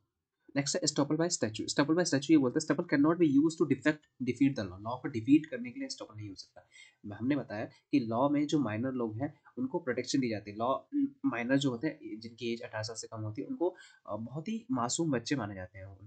वो नहीं हो समझ होती है कॉन्ट्रैक्ट के बारे में, उनको लॉ के बारे में उनको नहीं पता। अगर उनसे कोई कॉन्ट्रैक्ट में एंटर भी होता है ना, तो उसको उस कॉन्ट्रैक्ट को इनवैलिड मान लिया जाता है, उसको वैलिड नहीं माना जाता। तो अगर किसी बच्चे ने अपनी एज को ज़्यादा बता के, जो माइनर है उसने बताया कि मैं मेजर हूँ, मेजर बता के सामने वाले से कॉन्ट्रैक्ट एंटर कर लिया, ठीक है, तो बाद में अगर कोई डिस्प्यूट होता है तो उस माइनर को प्रोटेक्ट किया जाएगा। तो estoppel can not be use to defeat the law. Law को डिफीट करने के लिए यूज नहीं कर सकता। A person can not claim estoppel to do something illegal. जो ऑलरेडी इलीगल है, कोर्ट ने डिक्लेयर किया और लॉ ने डिक्लेयर किया, प्रोहिबिटेड कैटेगरी में है, जो करना अलाउड नहीं है, माइनर से नहीं कर सकता। जो ऑलरेडी इलीगल है आप उसको लीगल करने के लिए आप उसको नहीं कर सकते, शो नहीं कर सकते। If someone told them it was legal. Estoppel सी जो टेनेंट वाला मैंने स्टार्टिंग में बताया सेक्शन 122, वही है कि एक बार जब प्रॉपर्टी आपको किराए पे दे दी, किराए पे देने के टाइम पे, ठीक है, टेनेंट को जब किराए पे मिल गई, बाद में जो टेनेंट है, लैंडलॉर्ड का जो टाइटल है उसको डिस्प्यूट नहीं कर सकता, उसको आप एनफोर्स नहीं कर सकते। इन्फोर्स बिफोर द कोर्ट नहीं कर सकते। Tenant is stop from denying the title. जो टाइटल है लैंडलॉर्ड का, उस टाइटल को आप डिनाई नहीं कर सकते, आप उसको डिस्प्यूट क्रिएट नहीं कर सकते। Even if a landlord has no legal, भले ही मेरे पास लीगल टाइटल था या नहीं था, जब मैंने आपको प्रॉपर्टी किराए पे दी थी, आपने गुड फेथ में प्रॉपर्टी ली थी, आपको गुड फेथ में आप उस प्रॉपर्टी पर आपको रहना और रेंट देना, आपको ये डिस्प्यूट क्रिएट नहीं करना है उस प्रॉपर्टी का मेरा लीगल टाइटल है या नहीं है। The tenant can not dispute it, section 122।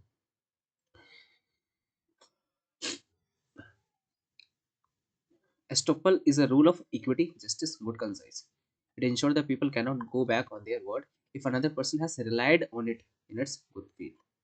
ठीक है, नेक्स्ट क्वेश्चन देख लेते हैं। Question number 11, can a dumb person, mute person be a competent witness बन सकता है क्या? एक पर्सन है जो कि बोल नहीं सकता, ठीक है, म्यूट है, क्या वो पर्सन एक कॉम्पिटेंट विटनेस बन सकता है क्या? सेक्शन 124 ऑफ पीएस से बात करता है, yes he can be a competent person, all the person shall be competent to testify unless the court consider they are prevented from understanding. कोई भी ऐसा पर्सन जो अंडरस्टैंड कर सकता है, समझ सकता है कि कोर्ट क्या क्वेश्चन पूछ रहा है, ठीक है, और उस क्वेश्चंस को अच्छे तरीके से समझ सकता है और उसका आंसर दे सकता है, भले ही वो पर्सन म्यूट क्यों ना हो। वो आंसर कैसे देगा? या तो लिख के आंसर दे सकता है, या तो अपने गेस्टर्स के थ्रू, अपने साइन के थ्रू, या किसी और वर्बल नॉन वर्बल मीन्स के थ्रू वो अपने जो स्टेटमेंट है, टेस्टिमनी है, वो बिफोर द कोर्ट सबमिट कर सकता है। तो म्यूट पर्सन भी जो है, म्यूट पर्सन भी क्या कर सकता है? कॉम्पिटेंट विटनेस बन सकता है। हो सकता है ना कि उसके सामने कोई मर्डर हो, वो पर्सन बोल नहीं सकता, बट वो कोर्ट में जाके इशारों के थ्रू या फिर रिटर्न के थ्रू या फिर वीडियो के थ्रू बता सकता है कि हाँ ये पर्सन था, ये पर्सन नहीं था। तो जो म्यूट पर्सन है वो भी कॉम्पिटेंट विटनेस बन सकता है। This means any person can be witness if understand the duty of speaking the truth, समझता है, and can perceive and communicate the fact, को perceive कर सकता है, समझ सकता है, and communicate कर सकता है।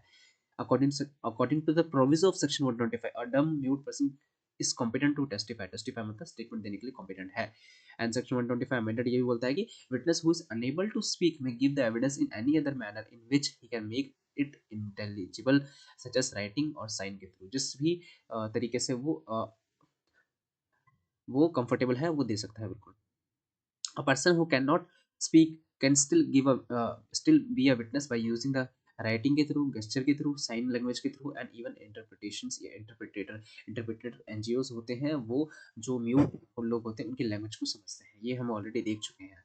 Condition for the testimony statement by the डम विटनेस, क्या क्या कंडीशन है? जो डम पर्सन जो विटनेस है वो अंडरस्टैंड द क्वेश्चंस को, जो कोर्ट ने क्वेश्चन से पूछा वो क्वेश्चन से बिल्कुल अच्छे से समझ चुका है, वो कोर्ट क्या पूछना चाहती है, ठीक है, and he she must be able to communicate the answer by writing, by the sign, by the symbol, and interpreter can be used if needed. Court को लगे तो कोर्ट इंटरप्रेटर जो एनजीओ का पर्सन जनरली होते हैं उनको allow कर सकती है। ही मस्ट टेक, वो एक ओथ लेगा, शपथ लेगा बिफोर द कोर्ट, उसके बाद ही जो भी विटनेस इशारों में बताएगा उसको इंटरप्रेट करके कोर्ट को समझाएगा।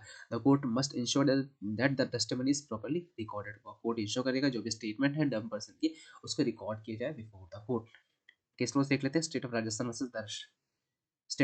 वर्सेस दर्शन सिंह में भी बताया, सुप्रीम कोर्ट ने बताया कि mute person can give the evidence by the writing और द साइन के थ्रू, उसको वैलिड और लीगल माना जाएगा उसकी स्टेटमेंट को। Mishila Ramakrishna versus state of Andhra Pradesh 1994 की जजमेंट, इसमें बताया गया था कि a dumb person's evidence if given properly through the sign and understand by the court can lead to the conviction, मान सकते हैं। यहाँ पे एग्जांपल दिया हुआ आप देख सकते हैं। Next and the most important, exam में बहुत, पता नहीं क्यों इतना रिपीटेटिव टाइम ये क्वेश्चन पूछते हैं, बट पूछते हैं, बहुत इजी भी है फिर भी पूछते हैं।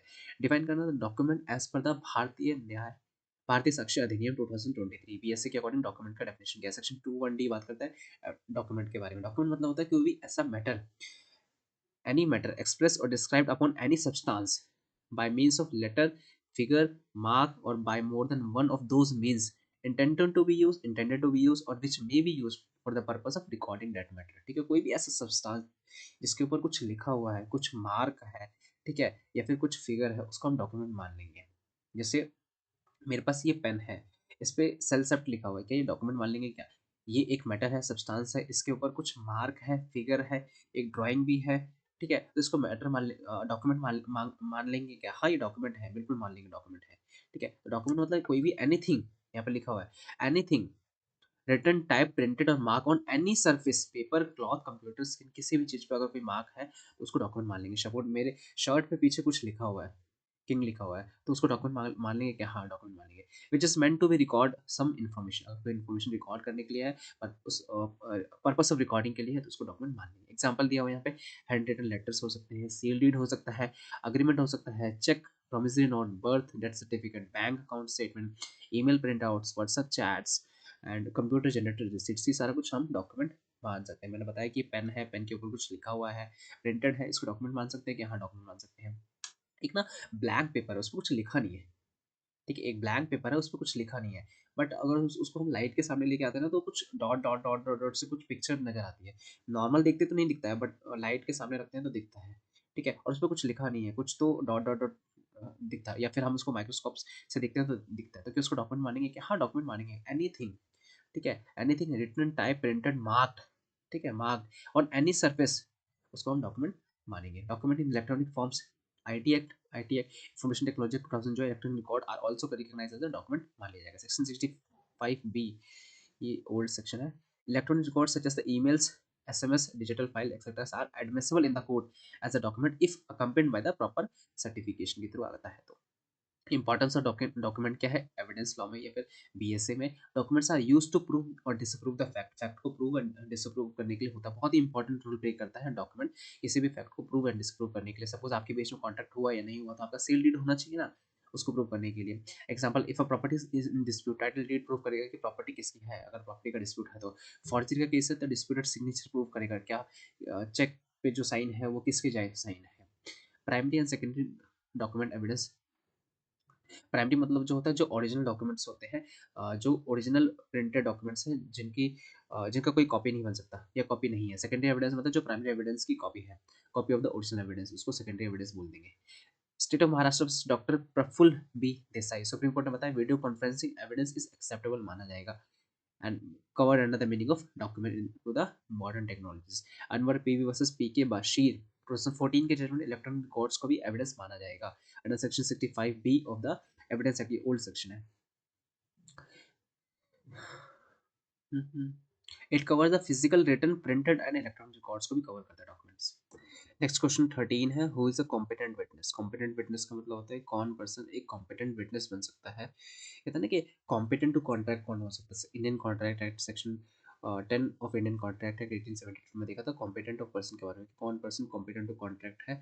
जो पर्सन साउंड माइंड का है, मेजर है, लीगली कॉम्पिटेंट है, लीगली और वो किसी कॉन्ट्रैक्ट में एंटर हो सकता है, अंडर इन्फ्लुएंस, फ्रॉड, कोर्जन के थ्रू कॉन्ट्रैक्ट में एंटर नहीं हो रहा है, ठीक है। तो ये कुछ कंडीशंस वहाँ पे हमें पड़ी थी। तो वैसे ही विटनेस कोई पर्सन बनना चाहता है, किसी पर्सन को हमने विटनेस अपॉइंट करना था, कौन person competent to become a witness हो सकता है?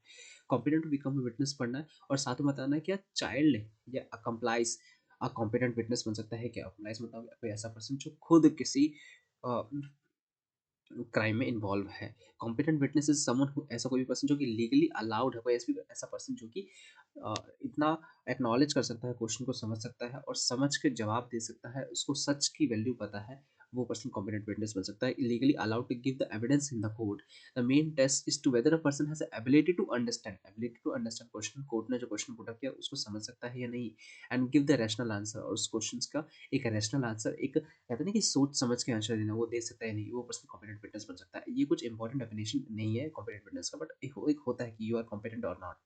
If a person can not understand what is being asked and can be answered sensibly, they are generally considered as a competent witness, ठीक है। अगर person समझ सकता है क्वेश्चंस को, उसका आंसर दे सकता है, कॉम्पिटेंट विटनेस बन सकता है। एक क्वेश्चन और था कि चाइल्ड या अकम्प्लाइज जो कि ऑलरेडी मर्डर में इन्वॉल्व, वो पर्सन कॉम्पिटेंट विटनेस बन सकता है क्या? देख लेते एक बार। Competency is the rule, incompetency is the exception है। Most of the people is are competent, most of the people क्या रहते हैं कॉम्पिटेंट रहते हैं to become a witness. Section 124 से लेकर 126 120 sorry 124 125 and 126 of BSA deals with who can be a witness. A witness must be able to perceive मतलब जो अपने सेंसेस से फील कर सकता है, सुन सकता है, देख सकता है, महसूस कर सकता है, and remember and narrate what happened and understand the importance of telling the truth before the court. Children competent witness बन सकते हैं क्या? सेक्शन 124 बात करता है कॉम्पिटेंट विटनेस चिल्ड्रन बन सकते हैं क्या? तो चिल्ड्रन की कोई डेफिनेशन यहाँ पे ये एज लिमिट नहीं दी गई, क्या एज लिमिट होनी चाहिए बच्चों की, वो कॉम्पिटेंट विटनेस बन सकते हैं। बस यहाँ पे ये लिखा हुआ कि ऐसे कोई भी चिल्ड्रन जो कि क्वेश्चंस को अच्छे से समझ सकते हैं और उसका आंसर अच्छे से दे सकते हैं और उन्हें पता है सच की वैल्यू क्या है। A person are competent to testify unless they are unable to understand the questions and give the rational answer because their age, illness or any similar okay person matter नहीं करते उसकी एज और illness section 124 of the BSA deals with. The means children can be witness if they can understand what is happening and answer the question sensibly or rationally. Children can also be witness. The court will check if the witness understand the difference between the truth and the lies, can describe what they saw and experienced. Children in such situation can be a witness. कोई age limit fix नहीं है law में witness बनने के लिए. 7 साल का बच्चा है जिसने चोरी करते हुए किसी को देखा है तो वो भी विटनेस बन सकता है, कोर्ट में आके बता सकता है कि उसने क्या देखा, क्या क्या चीज़ें वहाँ पे हुई, क्या हैपनिंग हुई. जो जज is satisfied that the child understand the questions and give the truthful answer. Child's evidence is allowed. Rameshwar versus state of Rajasthan में सुप्रीम कोर्ट ने ये बताया child's evidence can be relied upon if the court is satisfied that the child understand the duty of speaking the truth. मैंने पहले ही बताया ये चीज. Accomplice as a competent witness बन सकता है कि is a person who participated in the crime along with the accused. Accused के साथ वो भी पार्टिसिपेटेड है क्या, वो पर्सन भी कॉम्पिटेंट विटनेस बन सकता है क्या. सेक्शन 138 ऑफ द BSA बताता है कि accomplice is a competent witness against the accused. बन सकता है, यहाँ पे कंडीशन है. But the court usually look for the some additional evidence भी मांग सकता है. अगर कंप्लाइंस ने कोई टेस्टिमनी दिया, कोई स्टेटमेंट दिया तो उसको सपोर्ट करने के लिए कोई एडिशनल एविडेंस भी होना चाहिए, कोरोबोरेशन जिसको हम बोलते हैं. To support the accomplice's testimony because they may have reason to lie. वो झूठ भी बोल सकता है. यहाँ पे एक ना केस लॉस लिखा Chandan versus empire.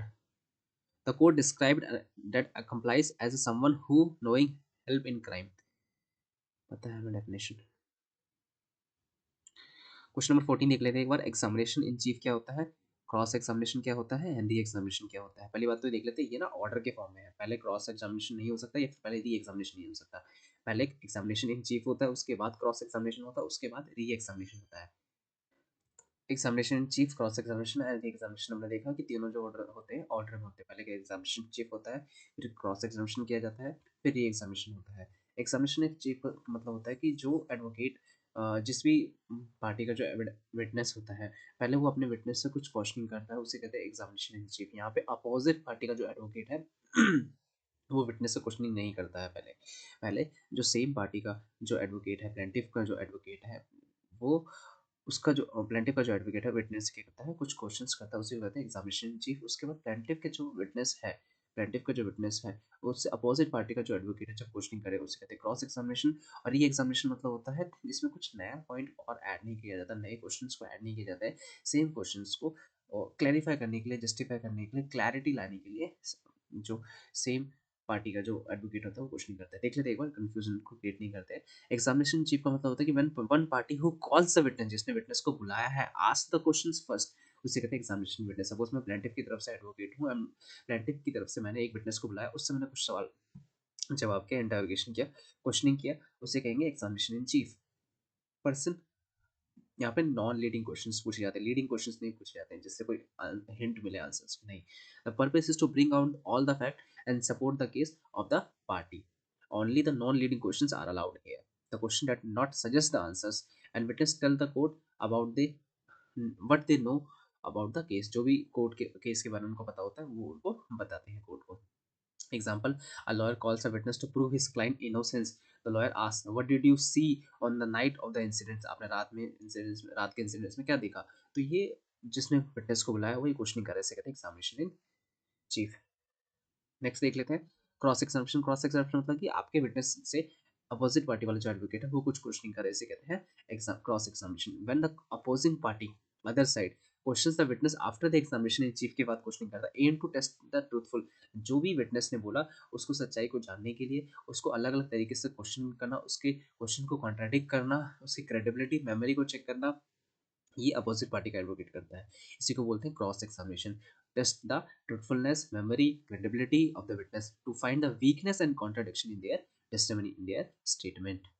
Leading questions are allowed. यहाँ पे लीडिंग क्वेश्चंस अलाउड होते हैं, ऐसे क्वेश्चन जिससे आंसर्स का हिंट मिल सके, question that suggest the answers. It is powerful tool to reveal the truth and to expose the lies and mistake. Example दिया हुआ है री एग्जामिनेशन, मतलब यहाँ पे ये होता है कि आप कोई नया क्वेश्चन नहीं लेके आ रहे, जो क्वेश्चन एक बार एग्जामिनेशन चीफ ने पूछा, उसके बाद क्रॉस एग्जामिनेशन ने पूछा, उस क्वेश्चनिंग में कुछ क्लैरिटी लाने के लिए हम after the cross examination use किया है। Party who call the witness can ask the more questions, जिसने जो विटनेस लेके आया वही क्वेश्चनिंग करता है अपने विटनेस से, but only to clarify the point raise during the cross examination. में कुछ पॉइंट अगर रेज किए हैं अपोजिट पार्टी के लॉयर ने, तो no new topic can be introduce unless related to the cross examination.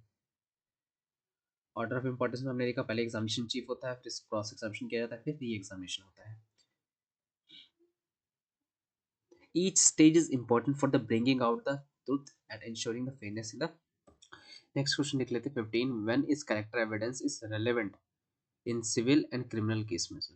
Character evidence का मतलब होता है किसी भी पर्सन के नेचर के बारे में, उसकी ऑनेस्टी के बारे में, कि कितना पर्सन ऑनेस्ट है, कितना शांति पर्सन करता है, कितना वायलेंट को प्रमोट करता है, ऑनेस्टी, डिसऑनेस्ट, पीसफुल, वायलेंट, उसकी नेचर के बारे में जानना, उसके कैरेक्टर के बारे में जानना, इसे ही कहते हैं कैरेक्टर एविडेंस। कह सकते हैं ना कि भाई ये बंदा तो चोरी कर ही नहीं सकता, क्योंकि ये तो बहुत ही सच्चावादी इंसान है, और इस ये तो हमेशा सच्चे को प्रमोट करता है, और वॉयलेंस को प्रमोट नहीं करता है, तो ये पर्सन कैसे चोरी कर सकता है, या फिर ये पर्सन कैसे क्राइम कर सकता है। तो क्या कैरेक्टर एविडेंस सिविल या क्रिमिनल केस में रेलेवेंट होता है क्या, तो देख लेते हैं एक बार। क्रिमिनल केस में जनरल रूल ये है कि character evidence is usually not allowed. Character evidence जो है वो प्रूव नहीं कर सकता क्रिमिनल केस में, या अगर उसका कैरेक्टर अच्छा है तो वो गलत काम नहीं कर सकता, या कैरेक्टर गलत है तो वो अच्छा काम नहीं कर सकता। Character evidence is usually not allowed to prove that a person acted in certain way on a particular occasion. Exception है कि accused can show the evidence of their good character to suggest they unlikely to commit an crime. ठीक है, कुछ exceptions हैं जहाँ पे अपना good character वो शो कर सकता है, कैसे कह सकता है कि मैं तो क्राइम के बिल्कुल अगेंस्ट हूँ, मैं कैसे चोरी कर सकता हूँ। The prosecution government can not introduce the new evidence of the accused bad character. Accused के बैड कैरेक्टर के बारे में नहीं बोला जाएगा unless the accused first bring up their good character. अगर वो गुड कैरेक्टर को नहीं लाता है कोर्ट में, तो उसके बैड कैरेक्टर को भी नहीं बताया जाएगा। If character of the victim is relevant to the case, sometime the evidence about the victim's character may be allowed. अगर उसका जो कैरेक्टर का जो एविडेंस है वो रिलेवेंट है, तो उसका जो कैरेक्टर है, फिर पास्ट एक्सपीरियंस जो है, पास्ट उसके अगेंस्ट में जो केसेस चले उसको लाया जा सकता है, नहीं तो नहीं लाया जाएगा। A person accused of theft में show his known as honesty and the prosecution cannot say he is a habitual thief unless the accused first talk about his good character। Simple सा रूल है। Civil cases में general rule ये बोलता है कि character evidence is mostly irrelevant in the civil cases. उसका character evidence जो है इररिलेवेंट है, उसकी क्योंकि सिविल केसेस में property dispute and contract dispute के बारे में बात होती है। एक्सेप्शन है only in the divorce case, if a questions about the cruelty and adultery, evidence must be about the character of the parties may be relevant। अगर divorce के case है कि आपने अपनी वाइफ के साथ या फिर हस्बैंड वाइफ ने हस्बैंड के साथ अडल्ट्री या फिर क्रूरलिटी की है, तो इसमें कैरेक्टर एविडेंस को देखा जाएगा बिल्कुल। क्वेश्चन नंबर 16 लिख लेते हैं, इजी है। Prove, disapproved and not approved क्या होता है। प्रूव मतलब होता है कोई भी ऐसी चीज जो कि किसी एविडेंस के थ्रू आप सपोर्ट कर रहे हो, और उसको आप कोर्ट सेटिस्फाइड है आपके उस एविडेंस से, उस सपोर्टिंग डॉक्यूमेंट से, और कोर्ट उसको प्रूव कर रही है, एक्सेप्ट कर रही है। The term defined under section 2 of the BSA are very important for the understanding of the how court decide the cases. Section 2(1)(j) बात करता है फैक्ट इज प्रूव तब माना जाएगा when the court believe it exist or non existence exist और its existence is probable, कि वो सच है या फिर कुछ टाइम में सच हो सकती है, उसकी प्रोबेबिलिटी ये ज़्यादा है सच होने की, that a reasonable person would act on belief that it exist. If a example दिया हुआ, if a witness A says he saw, उसने देखा कि ए ने बी को हिट किया, ए ने बी को मारा, and the court finds the witness is trustworthy, that the fact A hit the B is proved.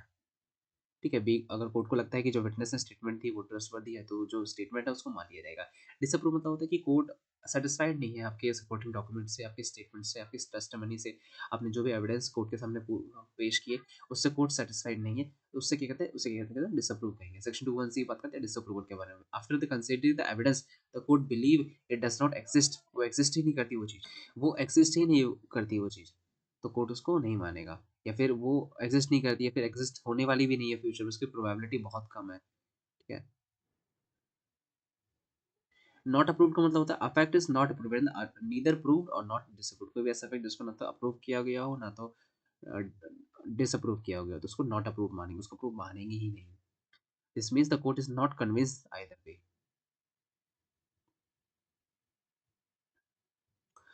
What is confession क्या होता है? कन्फेशन एंड एडमिशन हम ऑलरेडी देख चुके हैं।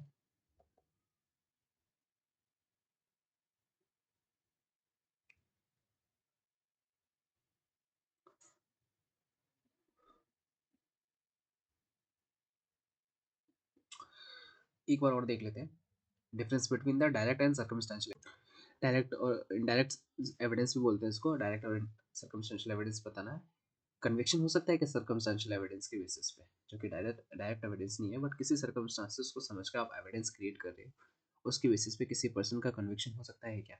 As per section 2E of BSA, evidence include all the statement जो कि court permit करता है या फिर डॉक्यूमेंट जो कि कोर्ट परमिट करता है, and objects present to prove और डिसप्रूव द फैक्ट। किसी भी फैक्ट को प्रूव एंड डिसप्रूव करने के लिए कोई भी स्टेटमेंट या ऑब्जेक्ट या फिर डॉक्यूमेंट, उसको हम एविडेंस बोलते हैं। एविडेंस मेनली दो टाइप के होते हैं, डायरेक्ट एविडेंस जो डायरेक्टली उस फैक्ट से रिलेट करते हैं, और डायरेक्ट कनेक्शन शो करते हैं कि उस फैक्ट को प्रूव एंड डिसप्रूव करने के लिए। सर्कमस्टेंशियल मतलब उस फैक्ट से रिलेटेड कोई एविडेंस है तो उसको कहेंगे सर्कमस्टेंशियल एविडेंसेस। डायरेक्ट एविडेंस देख लेते हैं, व्हेन अ विटनेस ने खुद अपने सेंसेस से छू के देखा, महसूस किया, फील किया या फिर सुना, एक्सपीरियंस किया अपने खुद के सेंसेस से, उसे कहते हैं डायरेक्ट एविडेंस। विटनेस ने खुद चीज़ों को देखा या सुना है। when a witness saw, heard or experienced the event themselves, उसने खुद देखा है उसकी उसके आंखों के सामने किस ए ने बी का मर्डर कर दिया, इसे कहेंगे direct evidence. It directly prove the fact without needing the inference. Example, A ने देखा कि बी ने सी को ए ने देखा कि बी ने सी को चाकू मारा, तो ए क्या हो गया? डायरेक्ट एविडेंस हो गया, एज अ विटनेस हो गया। सर्कमस्टेंशियल एविडेंस मतलब होता है कि जिसको इनडायरेक्ट एविडेंस भी बोलते हैं, जो डायरेक्ट एविडेंस नहीं है। सपोज मैं और मेरा दोस्त रास्ते से जा रहे थे, मैं और मेरा दोस्त रास्ते से जा रहे थे, सामने से एक पर्सन भागते भागते आ रहा, उसके हाथ में चाकू था, उसके हाथों में खून लगा हुआ था। मैं मेरा दोस्त सामने से जा रहे थे, सामने से एक पर्सन आ रहा था और उसके हाथ में चाकू था, उसके हाथ में चाकू था और हाथ में खून लगा हुआ था। हमने देखा कि वो पर्सन भागते भागते चला गया। अब थोड़ी देर और आगे के देखा एक डेड बॉडी पड़ी हुई है जिसमें खून हुआ पड़ा है। तो ये सर्कमस्टेंशियल एविडेंस है कि हमने देखा, जा रहे थे और एक पर्सन सामने से आया, उसके हाथ में चाकू था और खून लगा हुआ था। तो ये सर्कमस्टेंसेस शो करता है कि जो पर्सन अभी भागा उसने ही उसका मर्डर किया होगा। Circumstantial evidence is indirect and does not directly prove नहीं करता फैक्ट को। हाँ, सर्कमस्टेंशियल के एविडेंस के बेसिस पे किसी पर्सन को कन्विक्शन किया जा सकता है। क्वेश्चन में हमने देखा था कि डायरेक्ट एंड सर्कमस्टेंशियल एविडेंस क्या है वो बताना है, क्या कन्विक्शन हो सकता है क्या सर्कमस्टेंशियल एविडेंस के बेसिस पे? हाँ सर, कन्विक्शन बिल्कुल हो सकता है सर्कमस्टेंशियल एविडेंस के बेसिस पे, बट कुछ कंडीशन है जिसको आपको कंप्लाई करना पड़ेगा। डिफरेंस देख रखा है डायरेक्ट एविडेंस और सर्कमस्टेंशियल एविडेंस के बारे में। डायरेक्ट एविडेंस प्रूव करता है फैक्ट को, सर्कमस्टेंशियल एविडेंस इन्फेरेट करता है गिल्ट को फ्रॉम द रिलेटेड फैक्ट्स। यहाँ पे आई विटनेस होता है, यहाँ पे आई विटनेस नहीं होता है। इन्फेरेंस की रिक्वायरमेंट यहाँ पे नहीं होती क्योंकि डायरेक्टली हमने देखा है उसको। यहाँ पे इन्फेरेंस किसी थर्ड पार्टी की इंटरफेरेंस की रिक्वायरमेंट होती है। Can a circumstantial evidence alone lead to the conviction? Yes, but it might fulfil the strict conditions. कौन कौन सी कंडीशन देख लेते हैं। Sharad Vriddhichand Sarda versus state of Maharashtra 1984 की जजमेंट है। Court laid down the 5 golden principle, जिसको पंचशील भी बोलते हैं, कि अगर आपको सर्कमस्टेंशियल एविडेंस के बेसिस पे किसी पर्सन को कन्विक्शन कन्विक्ट ठहराना है, तो सर्कमस्टेंशियल एविडेंस फुली स्टैब्लिश होना चाहिए, उस होल फैक्ट से रिलेटेड होना चाहिए। सर्कमस्टेंशियल एविडेंस, आप कोई और सर्कमस्टेंशियल एविडेंस उस फैक्ट में कनेक्शन करने की जो कोशिश नहीं करो, उस फैक्ट को उस फैक्ट में कनेक्ट करने की कोशिश नहीं करोगे, आपके सेम फैक्ट से रिलेटेड होना चाहिए। Circumstantial evidence must be fully establish and must be consistent only with the hypothesis of guilt. Consistent मतलब होता है कि उससे रिलेटेड होना चाहिए, ठीक है, कि आपने ऐसा नहीं होना चाहिए कि आपने किसी पर्सन को मर्डर जो सुबह हुआ बट आपने शाम को किसी पर्सन को जाते हुए देखा, तो उस ये कंसिस्टेंट शो नहीं करता है, बिल्कुल कंसिस्टेंट शो नहीं करता। And must exclude all other possibility, मतलब जो मेन पॉसिबिलिटी है ना उसको इंक्लूड किया करना होना चाहिए। आप अगर आप प्रेज्यूम करोगे या प्रोबेबिलिटी लगाओगे कि ये हमने देखा कि मैं और मेरा फ्रेंड जा रहे थे, सामने से एक पर्सन चाकू लेके आ रहा था, उसके हाथ में खून लगा था, तो ये पॉसिबिलिटी शो करता है कि सामने और थोड़ी दूर आगे जाके एक मर्डर भी, किसी पर्सन का डेड बॉडी पड़ी हुई है और उसको चाकू लगा है, तो ये एक पॉसिबिलिटी शो करता है, ठीक है, डायरेक्ट पॉसिबिलिटी शो करता है। सर्कमस्टांसेस मस्ट बी कंक्लूसिव होना चाहिए, ठीक है। कंक्लूसिव मतलब जो सर्कमस्टांसेस हुआ है उससे उससे आप कुछ कंक्लूजन निकाल सकते हो, कुछ फाइंडिंग निकाल सकते हो, और केस से रिलेटेड, फैक्ट से रिलेटेड होना चाहिए। And all the fact must be form a complete chain form करना होना चाहिए। देखो हमने बताया था ना कि उस पर्सन का मर्डर हुआ, और मर्डर भी गोली से हो सकता है ना, कि हमने वो बंदा जो चाकू लेके जा रहा था आगे, उसके हाथ में खून लगा हुआ था, बट हमने आगे जो डेड बॉडी देखी, बट उसको तो चाकू लगा ही नहीं है, उसको तो हेडशॉट करके मारा गया है। तो all the fact must be form a complete chain form करना होना चाहिए। Hanumant versus state of Madhya Pradesh में बताया गया था, court stated that circumstantial evidence must be complete and leave no doubt, complete होना चाहिए। और शरद शारदा स्टेट ऑफ महाराष्ट्र में तो 5 गोल्डन रूल्स के बारे में बताया गया। प्रिविलेज कम्युनिकेशन क्या होता है? प्रिविलेज कम्युनिकेशन को हम कॉन्फिडेंशियल कम्युनिकेशन भी बोल सकते हैं। ऐसा कम्युनिकेशन जो कि एक प्राइवेट कम्युनिकेशन होता है, वो पब्लिकली अलाउड नहीं होता है बोलना। पब्लिकली आप उसको नहीं बोल सकते। होते नहीं, कुछ डॉक्यूमेंट्स ऐसे होते हैं जो कि कॉन्फिडेंशियल होता है, जिसका एक्सेस उन्हीं लोगों को होता है जो लोग ऑथराइज होते हैं। उसी तरीके से प्रिविलेज कम्युनिकेशन होता है। ऐसे communication special type of communication होते हैं जो कि प्राइवेट कम्युनिकेशन बोल सकते हो। लाइक एक हस्बैंड और वाइफ के बीच की कम्युनिकेशन प्राइवेट कम्युनिकेशन होता है। ठीक है, बॉयफ्रेंड एंड गर्लफ्रेंड के बीच में जो कम्युनिकेशन होता है वो भी प्राइवेट कम्युनिकेशन होते हैं। प्रिविलेज कम्युनिकेशन कहते हैं इनको। Are those communication special type of communication that are protected from the disclosure in the court. इन सारे कम्युनिकेशंस को आप बिफोर द कोर्ट प्रेजेंट नहीं कर सकते, बिफोर द कोर्ट आप इनको डिस्क्लोज नहीं कर सकते। हाँ, कुछ एक्सेप्शंस है जहाँ पे आप प्रिविलेज कम्युनिकेशंस को भी शो कर सकते हो। These are the private conversation and communications that law does not allow to reveal even they are relevant to the case. Case से रिलेवेंट है तो भी आप रिवील नहीं कर सकते। Why are they are protected? Professional secrecy की वजह से क्लाइंट और एडवोकेट जो है उनके बीच में कोई कम्युनिकेशन होगा, आप उसको प्रोटेक्ट करके रखोगे, आप उसको बिफोर द कोर्ट प्रेजेंट नहीं करोगे। ये प्रोफेशनल सीक्रेसी फिर प्रोफेशनल एथिक्स को शो करता है। पब्लिक इंटरेस्ट को प्रोटेक्ट करने के लिए, social and legal relationship, lawyer client husband wife के रिलेशनशिप को प्रोटेक्ट करने के लिए। ये जो सेक्शन लिखे हुए ना, ये ओल्ड वाले सेक्शन है। टाइप्स ऑफ प्रिविलेज कम्युनिकेशन मतलब हस्बैंड और वाइफ के बीच में कोई कम्युनिकेशन हुआ, क्लायर लॉयर और क्लाइंट के बीच में कोई कम्युनिकेशन, ऑफिशियल कम्युनिकेशन है, कॉर्पोरेट्स में कोई क्लाइंट्स के बीच में कम्युनिकेशन है, communication made to the public officials को, कोई गवर्नमेंट ऑफिशियल्स है उनको कोई कम्युनिकेशन किया जो कि प्रिविलेज्ड है, बहुत ज़्यादा कॉन्फिडेंशियल है, वो भी आप बिफोर द कोर्ट डिस्क्लोज नहीं करोगे। मजिस्ट्रेट और जज not compel to disclose the source of information, आपको कंपेल नहीं किया जाएगा सोर्स ऑफ, मतलब आपको फोर्स नहीं किया जाएगा कि आप ये डिस्क्लोज ही करो ये सारी इन्फॉर्मेशन को।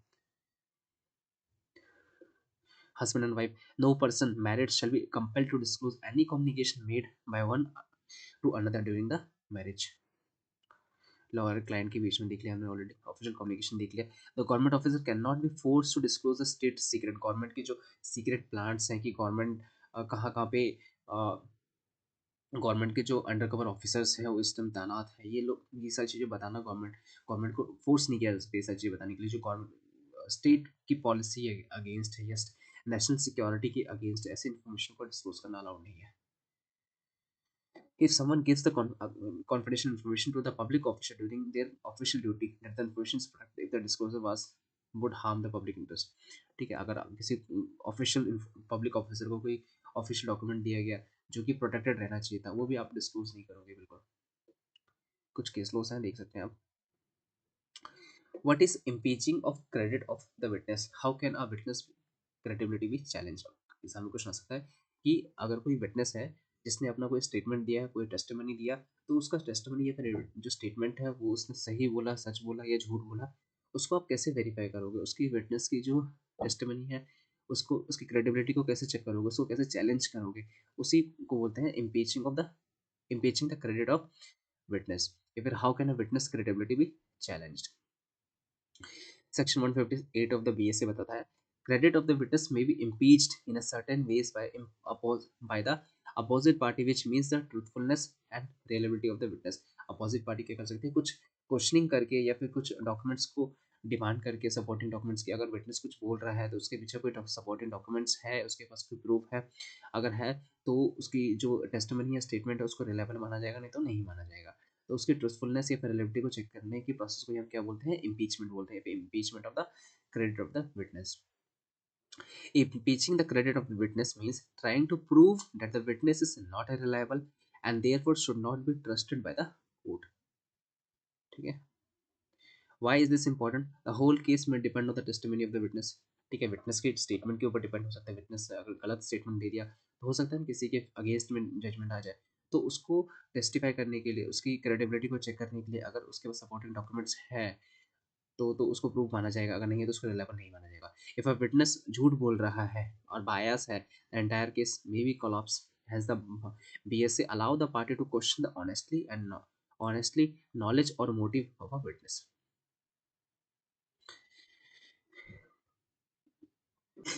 सेक्शन 158 तीन मेन तरीके बताता है विटनेस की क्रेडिट को चेक करने के लिए, इम्पीच करने के लिए। By the witness of corruption bribery, if a witness has bribed और has any interest in the outcome of the case, his credibility में भी चैलेंज, उसकी क्रेडिबिलिटी चैलेंज हो सकती है। कि अगर विटनेस ने अपोजिट पार्टी से पहले से पैसे ले लिए तो हो सकता है उसकी जो टेस्टिमनी है, जो स्टेटमेंट है, वो चेंज हो जाए। जो एक्चुअल में वो कोर्ट में बोलने आया था वो ना बोल के उसके अगेंस्ट में बोलने लग जाए। तो ये भी एक तरीका है विटनेस की टेस्टिमनी को चेक करने के लिए। Example, if a witness admit the being paid money to testify in favour of opposite party, his credit is impeached.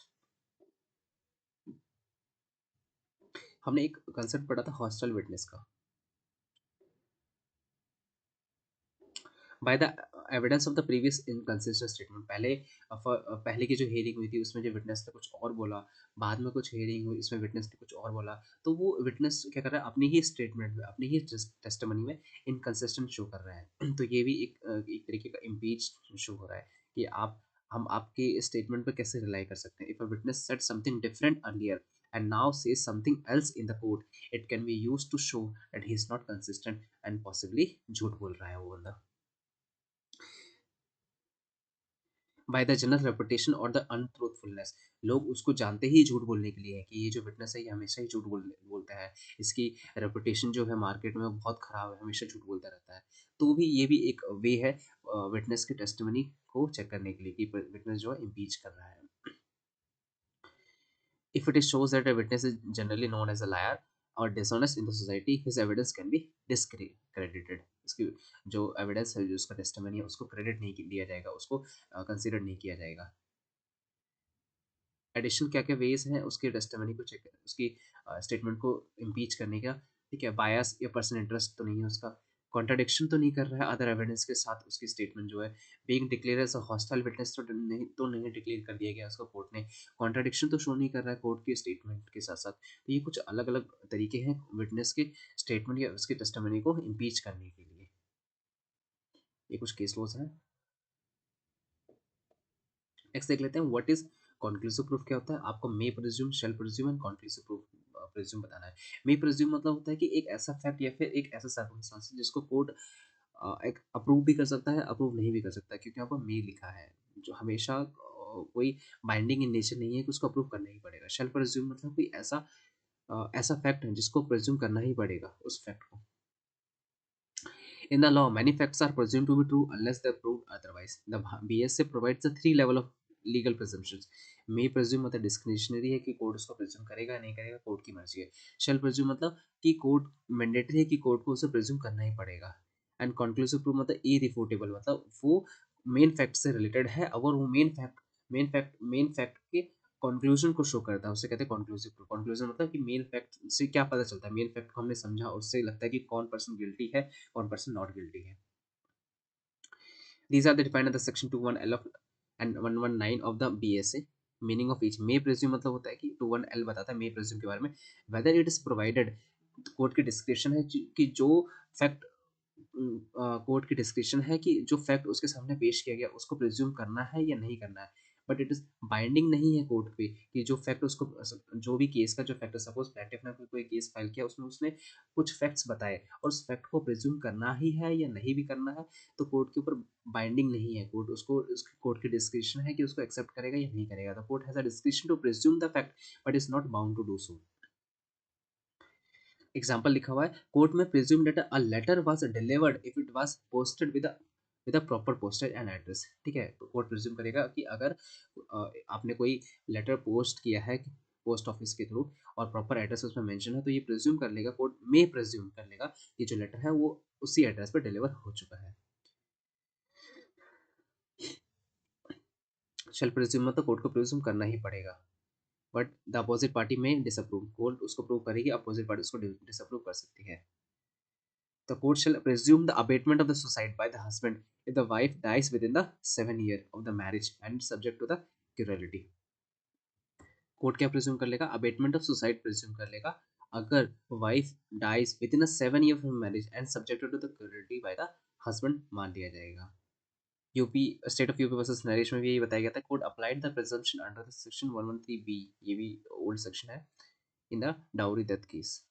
Conclusive proof मतलब ऐसा प्रूफ जहाँ पे फैक्ट, एक बार जो फैक्ट प्रेजेंट किया गया कोर्ट के सामने, अगर वो फैक्ट एक बार एक्सेप्ट कर लिया कोर्ट ने, तो उसको किसी एविडेंस के थ्रू, किसी नए एविडेंस के थ्रू आप उसको डिसअप्रूव नहीं करवा सकते कोर्ट के सामने। ऐसे फैक्ट को बोलेंगे conclusive proof. When a fact is declared by the act to be conclusive proof of the another, the court shall on the proof of one fact regard the other as approved, shall not allow evidence to disprove it. The court has no choice once the fact is approved.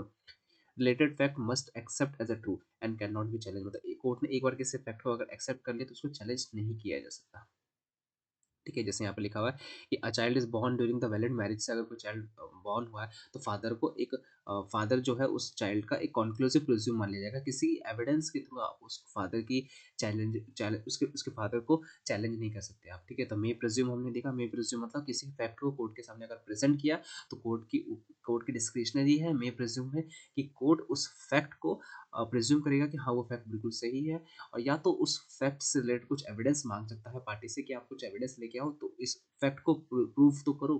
ठीक है, तो court के ऊपर discussion है कि court उस fact को proof करेगा या फिर कुछ एडिशनल डॉक्यूमेंट्स मांग सकता है। मे प्रिज्यूम समझ आया।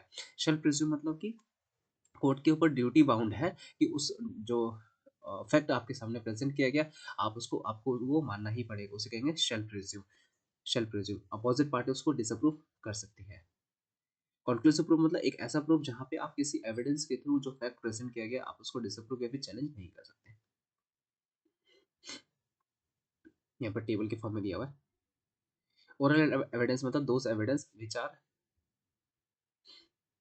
all the fact except the content of documents or electronic records may be proved by the oral evidence। Document से इलेक्ट्रॉनिक रिकॉर्ड्स के अलावा जो भी रिकॉर्ड्स होती है, एविडेंस होती है, ओरल एविडेंस बोलते हैं। ओरल एविडेंस मतलब spoken statement made bye a person in a court based on the what they saw heard and experience, जो उसने देखा, जो उसने एक्सपीरियंस किया, जो उसने सुना, उसके बेसिस पर अगर कोई पर्सन ओरली एविडेंस बताता है, टेस्टिमनी देता है, स्टेटमेंट देता है, उसे कहेंगे ओरल एविडेंस। इंपॉर्टेंस क्या ओरल एविडेंस का? ओरल एविडेंस एक बैकबोन ऑफ ट्रायल प्रोसीडिंग का एक बहुत ही इंपॉर्टेंट बैकबोन है। Most of the criminal cases में ओरल एविडेंस के बेसिस पे जो स्टेटमेंट है उसको प्रूव किया जाता है बिफोर द कोर्ट। जो विटनेस होता है अपनी पर्सनल नॉलेज के बेसिस पे ओरल एविडेंस देता है। Oral evidence must B direct होना चाहिए, केस केस से रिलेटेड होना चाहिए, and person who has a personally जो जिसने उस सर्कमस्टांसेस को, केस को, इंसिडेंट्स को पर्सनली देखा है, सुना है और परसीव्ड किया है, फील किया है, ठीक है, एक्सपीरियंस किया है उस फैक्ट को, वही पर्सन ओरल एविडेंस दे सकता है। टाइप्स ऑफ ओरल एविडेंस यहाँ पे दिया हुआ है। विजुअल फैक्ट के थ्रू आपने देखा है, ऑडिटरी फैक्ट के थ्रू आपने सुना है, स्मेल किया है, टच मतलब फेल्ट किया, ओपिनियन आप ऑब्जर्व करते हुए ऐसा। These are the types of oral evidence. Exception कहा है जहाँ पे oral evidence can be indirect, जहाँ पे ओरल एविडेंस डायरेक्टली ट्रीट नहीं किया जाएगा बट इनडायरेक्टली ट्रीट किया जाएगा। ये experts opinion via report, report के थ्रू एक्सपर्ट्स ओपिनियन है। Hearsay under the res gestae, res gestae मतलब होता है एक ऐसा इंसिडेंस या फिर एक ऐसा स्टेटमेंट जो स्पॉन्टेनियस एक्ट के थ्रू, स्पॉन्टेनियस स्टेटमेंट बता रहा है कि वहाँ पे उस टाइम पे मैं मौजूद था और मैंने क्या क्या चीज़ें देखी, क्या क्या चीज़ें सुनी, इसी को बोलते हैं hearsay under the res gestae even a part of the same transaction. Dying declaration, कोई पर्सन मरने वाला है, मरते टाइम अगर कोई डिक्लेरेशन दे रहा है तो वो भी ओरल एविडेंस का एक एक्सेप्शन मान लिया जाएगा, इसको इनडायरेक्ट ट्रीट किया जाएगा। एडमिशन या confession statement in the public documents.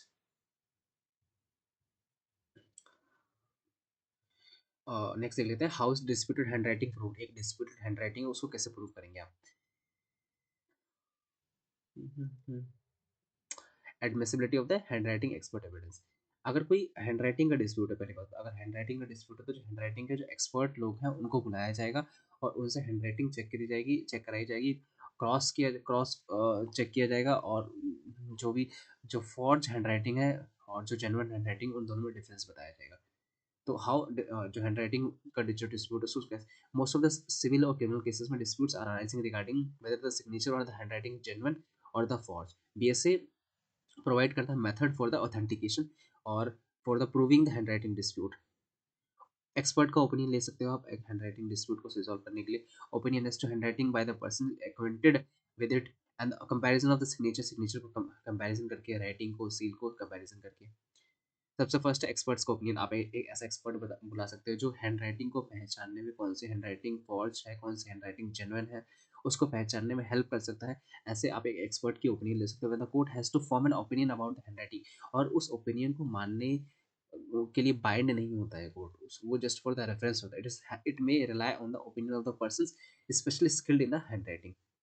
Handwriting experts examine करता है strokes, pressure, curves, pattern and gives his professional opinion on the whether the handwriting is genuine और forged. Opinion of a person acquainted with handwriting, ऐसा कोई भी person जो handwriting में बहुत ही special knowledge है, उसके हैंडराइटिंग की बहुत ही अच्छी नॉलेज है उसको। अ person who is familiar with handwriting of a person may give their opinion. An employee who handled all the his boss correspondence may say this looks like my boss handwriting, उस person को उसके अभी opinion हम दे सकते हैं। Courts own opinion, courts अपना भी opinion दे सकता है। कोर्ट में compare the disputed writing with any admitted और proved writing of the dead person.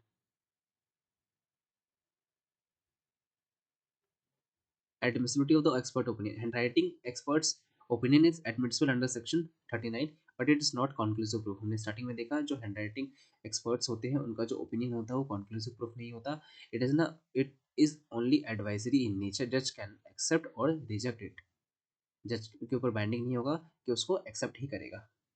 That's it for today. आज के लिए इतने ही रखते हैं, नेक्स्ट सेशन में इसके आगे का कंटिन्यू करेंगे। That's it for today, thank you all of you.